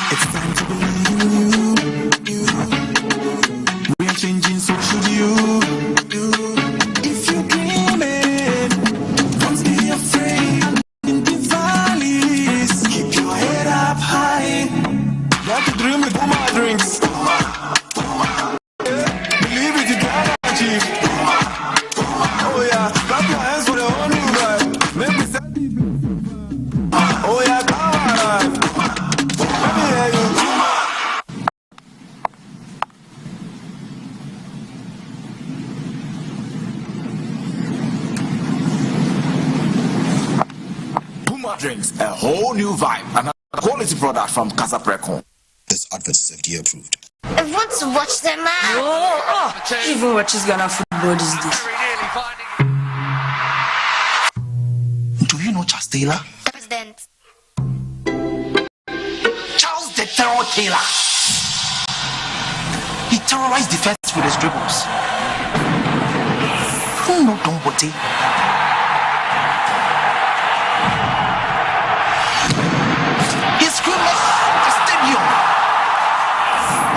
The general lifting up trophies.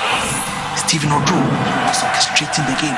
The legends of yesterday, they have paved way for the heroes of today.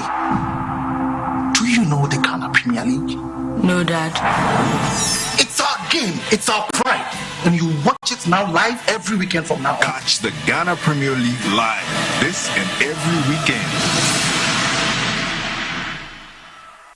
Buy now, pay later policy is here to help you. For phones, bring your Ghana card, your voter's ID, or your driving license. Make a 30% deposit, and you're good to go home with your brand new phone. Also, if you want an appliance to buy, you need to make 40 to 50% deposit. Bring your Ghana card, your voter's ID, or your driving license. Additionally, you need to provide a copy of your electricity bill receipt, either soft copy or hard copy. Your banner be delivered by installation because it's free.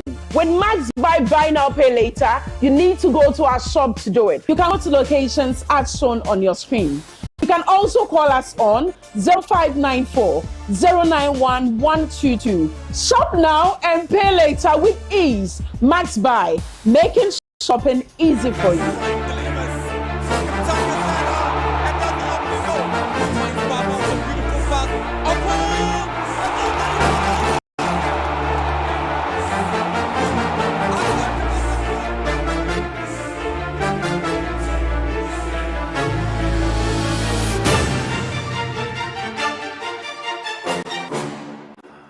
So it ended goalless in our featured match day 18 Ghana Premier League game. Kumasi Asante Kotoko, they have endured a frustrating 90 minutes against and battled Berekum Chelsea. Berekum Chelsea, they'll be jubilating all the way back to the Bono region because at least 1 point, more point to their tally of 18, making it 19 for them. They're still in the drop zone. But then it's a positive result, despite the fact that their head coach, Samuel Buedu, was sent off in the second half. But for Kumasi Asante Kotoko, there's still a lot to worry about because after scoring 6 in their last home game, they ended up scoring 9 in the particular one. My name is Joseph Okoko. I'm still here with Felix Romack and then also Coach Ebenezer Sifa. Coach, now what do they need to do now?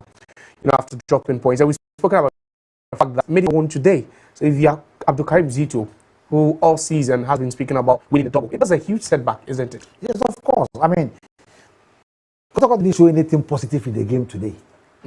I mean, you single out Samuel and Kamara because of that save, that 1v1 situation that he came to save Kotoko from conceding from that spot. There was nothing positive about Kotoko's play. The transition wasn't good. The positional changes, you couldn't see it. Mobility of players in midfield. Kotoko were leaving pocket of spaces within the midfield. And of course, Berekum Chelsea were using them. What they do was trying as much as possible to probably put more pressure on the Kotoko midfield. He was physically, he was tough. Yeah. Mentally, I think he was okay. His problem was trying to, let me call it like payback. So he was losing some kind of balls that you could clearly see that there's something that he shouldn't lose. But I think that the defense line of Berekum Chelsea defended very well. In as much Kotoko saw more ball in the half of Berekum Chelsea, Oforenji was not punished, was not tested enough. So if you really want to win the Ghana Premier League, you should draw at your backyard. You should be able to go all out and make sure you finish. If you have the likes of Kwame Poku, Morifi Donsu, Peter Amidu Akwa, Lord Amwa, these are guys on any day should be able to punish anything that plays at the Baba Sports Stadium. All right, so let's cross over to the Baba Sports Stadium because the coaches have spoken. Let's listen to what they have to say after that goal is still made. Coach of Berekum Chelsea, Emmanuel Nkrumah. Coach, first of all, you've gained a valuable point against Kotoko. How would you assess the overall performance of your team today? Yes, my team did well tactically. Yes, this is what we told them to do. We came here to win, but we have gotten the draw. Yeah, that is good for us. Yes. How much of a boost is to get a point at the start of the second round against Asante Kotoko? Yes, when we were about to start our second round, we messed up in the first. We are not going to mess up. We are going to do all things right to gain points, so that because it's points building game, so we have to build more points so that we. But are you confident that this team would fight to stay up? Sure. We have 2 home going there and 2 matches, and then we climb. Well, thanks very much. Coach Emmanuel Nkrumah is the assistant coach of Berekum Chelsea, now being joined by the head coach of Asante Kotoko. Coach, 0-0 ended 1 point apiece. Which aspects of your game was really lacking today? Today, I think the finishing. We were holding the ball all right, but progressing to finish at goal was a problem. And then we were also attacking on the wing. You understand me? But still, the pull-out wasn't targeted. At a point, you switched up formation. I saw you go with the 2 top. Mofrin Donzo, partnering Kwame Poku. What did you from that? Well, because we needed a goal. We don't need to draw here. Seriously. If we want to win the league, we shouldn't be playing draw. It's a fact. So definitely, I have to change so that I get to this thing. But still, it will go away. Does this derail the plan of to win the league, or nothing has changed? No, unless they... Yes, we won here to better our chances, but it is not yet done because just the first game we went there, we beat them. So they are also this thing. That is my biggest problem now. 60 more games to go. Which phases of your team needs to improve? The attacking. The attacking has to be improved because I think Zonzo is getting tired. Zonzo is getting tired, and Poku too. So I'm managing him gradually. So I think we have to be very quick in beefing up that position. Of course, now the fans are agitated. These fans have been here supporting you all through. What message do you have for them? Well, it's not my wish to play draw. Everybody wants to win. So they have the right to say whatever they want to say. This football for you. Coach, wish you the very best in the next 16 weeks. Coach Karim Zito, the head coach of Asante Kotoko, now the most valuable player in today's game. The last time I was here, he was actually a translator for Morfin Donzo. Today, he's not a translator. He is the man of the match. Samba, I mean, you've won man of the match, but were you satisfied with the performance of the entire team? No, as we all know, you know, Ghana Premier League, if you want to win the Ghana Premier League, you need to win most of your home matches. So today, we wanted to win at all costs, but it didn't happen. Which aspect of the game was lacking? Is it the defense, the attack, or the midfield? I think today, we're struggling. I think it was the attacking. So I think we work hard the following game, so everything will be happy. Of course, now the fans here are not happy with this result. What do you have to tell them? This is just the first match in the second round. Yeah, I know they are not happy about the results of today. So I just have to apologize to them. They should forgive us for today's matches. I know it's not easy, but they should forgive us and continue to support us for the... Well, Samba, thanks very much. Samba O'Neill apologetic about the Kotoko performance today that led to the goalless draw against Berekum Chelsea over 90 minutes. He wasn't quite happy, but then always he is a standout performer, even when the team is not really playing well. Earlier on, we heard from Emmanuel, who is the assistant head coach of Berekum Chelsea, after Coach Samuel got sent off in the game. He couldn't come for that post-match interview. And then also, Abdulkarim Zito. Gentlemen, these coaches have spoken, but Samuel Bwedu, before we touch base on what the coaches said, Samuel Bwedu, Felix Remark, what would you have to say about him? Was it a case that he just couldn't, harbor the frustration that was just seeping in, and he lost control? I think he overreacted because, see, this is not a straight red card. When the referee gives you a yellow card, it is a caution. So at this particular moment, I was expecting him to behave very well and then try as much as possible to retrieve to his technical area. You understand? But if a referee gives you a yellow card and you are still at the same point... Was he calling for it? Was he actually calling for it? Of course, I felt that is what he was doing. But you see, if your team had gone on to lose the game, you should be taking the blame for that. Because even on the field of play, if a player gets a yellow card for confronting the referee, the best thing the captain does is comes to the rescue of the player, retrieve, just go back, let me deal with the referee. You understand? But he stood there still complaining. At this particular point, the referee turned back, to face the pitch. He said something. That is the reason why the referee got pissed. If I was in the same situation as the referee, I would have given him the red card. If there was any other card above red, I would still have given him. You understand? So I think he let his team. He didn't cause a point, but this is Samuel Bwedu. We know sometimes his touch and he gets very. You see, when the coach is so much into the game, the emotions at this point will be boiling. But I think the yellow card was enough for him to have retrieved to his technical team. Okay, so that was the point where you could see his reactions on so at this particular point, I think Coach it happens. You think calling or his actions that led to the second yellow card? Of course, we've been watching football. I mean, we've been seeing Ateta complaining, giving a yellow card, and go and sit down quietly and probably reflect on what happened. But for you to continue to attack the referee using some words that, although we didn't hear his actions, was probably why the referee gave him the second yellow card. And you're a national team coach. He's assistant coach at Galaxy. And you don't behave that way. This is not the first time he's doing that. And I think that it's time to tell him in his face. He has to stop it. The moment you do that, you're also telling your players to also do that on the field of play. Any decisions from the referee, they are going to complain. And for me, it's not good. Concentrate on your tactics. And that's the coach said. To win the game. Unfortunately, they couldn't. They had a point. But I think they defended very well. Though I thought that in attack, they were poor in attack. But in midfield and in defense, they did very well. There wasn't any difficult balls that went on his goalkeeper, that is Oforenchi. So I find it very strange for Sami to be doing. He's a friend. But I think that what he did today, I'm disappointed. You think the punishment ends over there? Because after this, you are thinking that perhaps the next home game, the next away game, he could It's going to depend on what he said to the referee. The referee is going to write in his report. You and I didn't hear what he said. Probably the referee. But this is a red card. So it's a red card. Maybe he would have said something that would have offended the referee because the referee was going. Yeah. The back was with, and then the referee turned again. Within some few seconds. So probably he said something. Yeah. So I don't know, but let's wait. So at this point, the referee, and he said something. See, the referee even forgot about him. He said, "No, I need to go back stop. again." Yeah. Don't say that." He said, "Oh, I won't go." Maybe we need some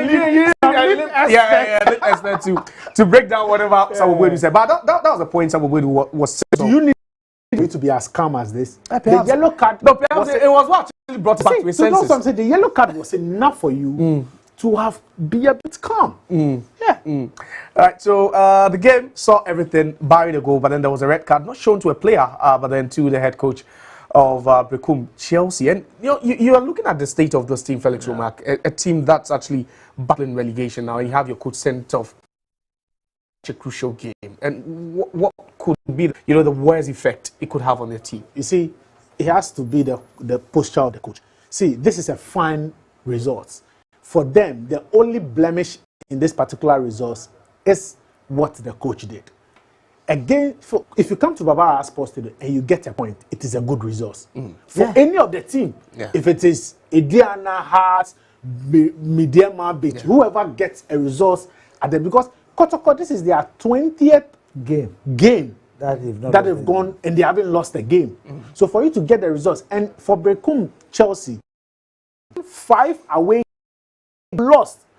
Ediana, Mediama, Dreams, Bichim, Hearts of Lions. You've lost every one of them. He came to beat you at your backyard. Yes. You are here getting a point. For me, I think that... So it is a very good result, and the most positive aspect was that we are taking a point to Berekum. But if a coach, you behave like this in front of your players, for your starting 11 and your bench, and like coach said, you are a national team coach, so whoever you are coaching will look up to you. And not just a national team coach. This is a coach who have won the league before. A coach who have won the FA Cup before. He was part of the coaches the FA took.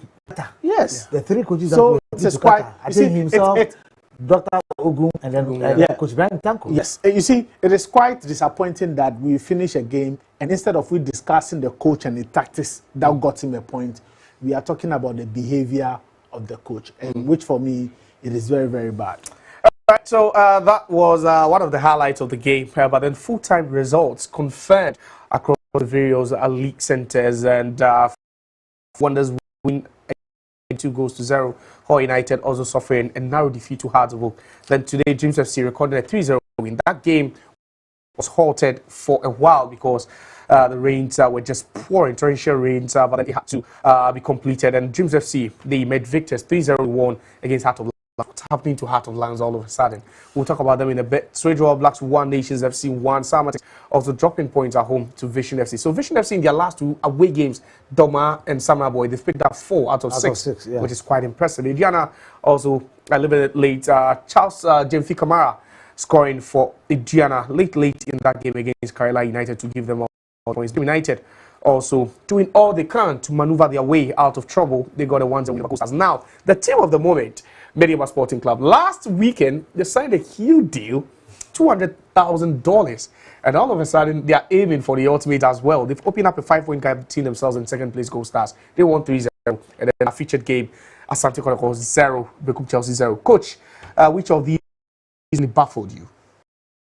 I think that I'll go for Vision FC. Vision. Yes, Samates. Samates are a very strong side at home. And I remember when Vision beat Adriana, I spoke to Michael Oseke, the chief of staff, and I was telling that the team of the week. He said, Coach, why are you saying team of the week? It's not easy to go to the match to pick all the 3 points. And looking at the young team of Vision FC, I believe that if they go to Samates with the same mentality, probably they may come out of something. And there it is. They've done very well. They have a very young team. I would love to wait and see if their next game against Mediama, how it will go. I mean, they are the team that this week, they've really impressed me. All right, so Vision FC and Remark, we've seen the results.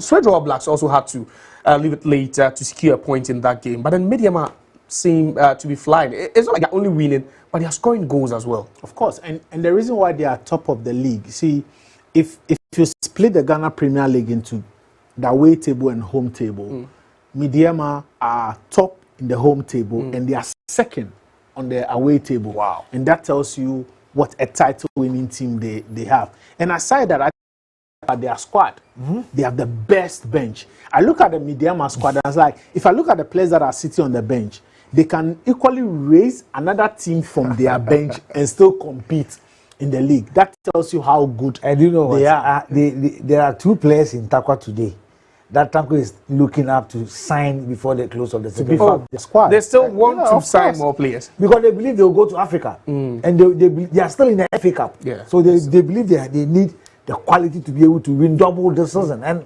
the way they are going, I think they can do it.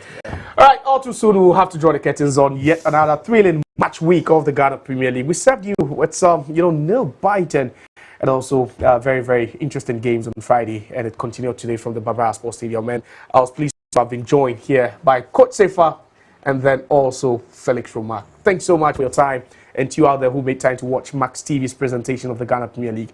We say thank you very much. My name is Joseph Koko. Don't forget that the Ghana Premier League coverage still continues, and next week we'll bring to you same thrilling and interesting games. Do have a good evening.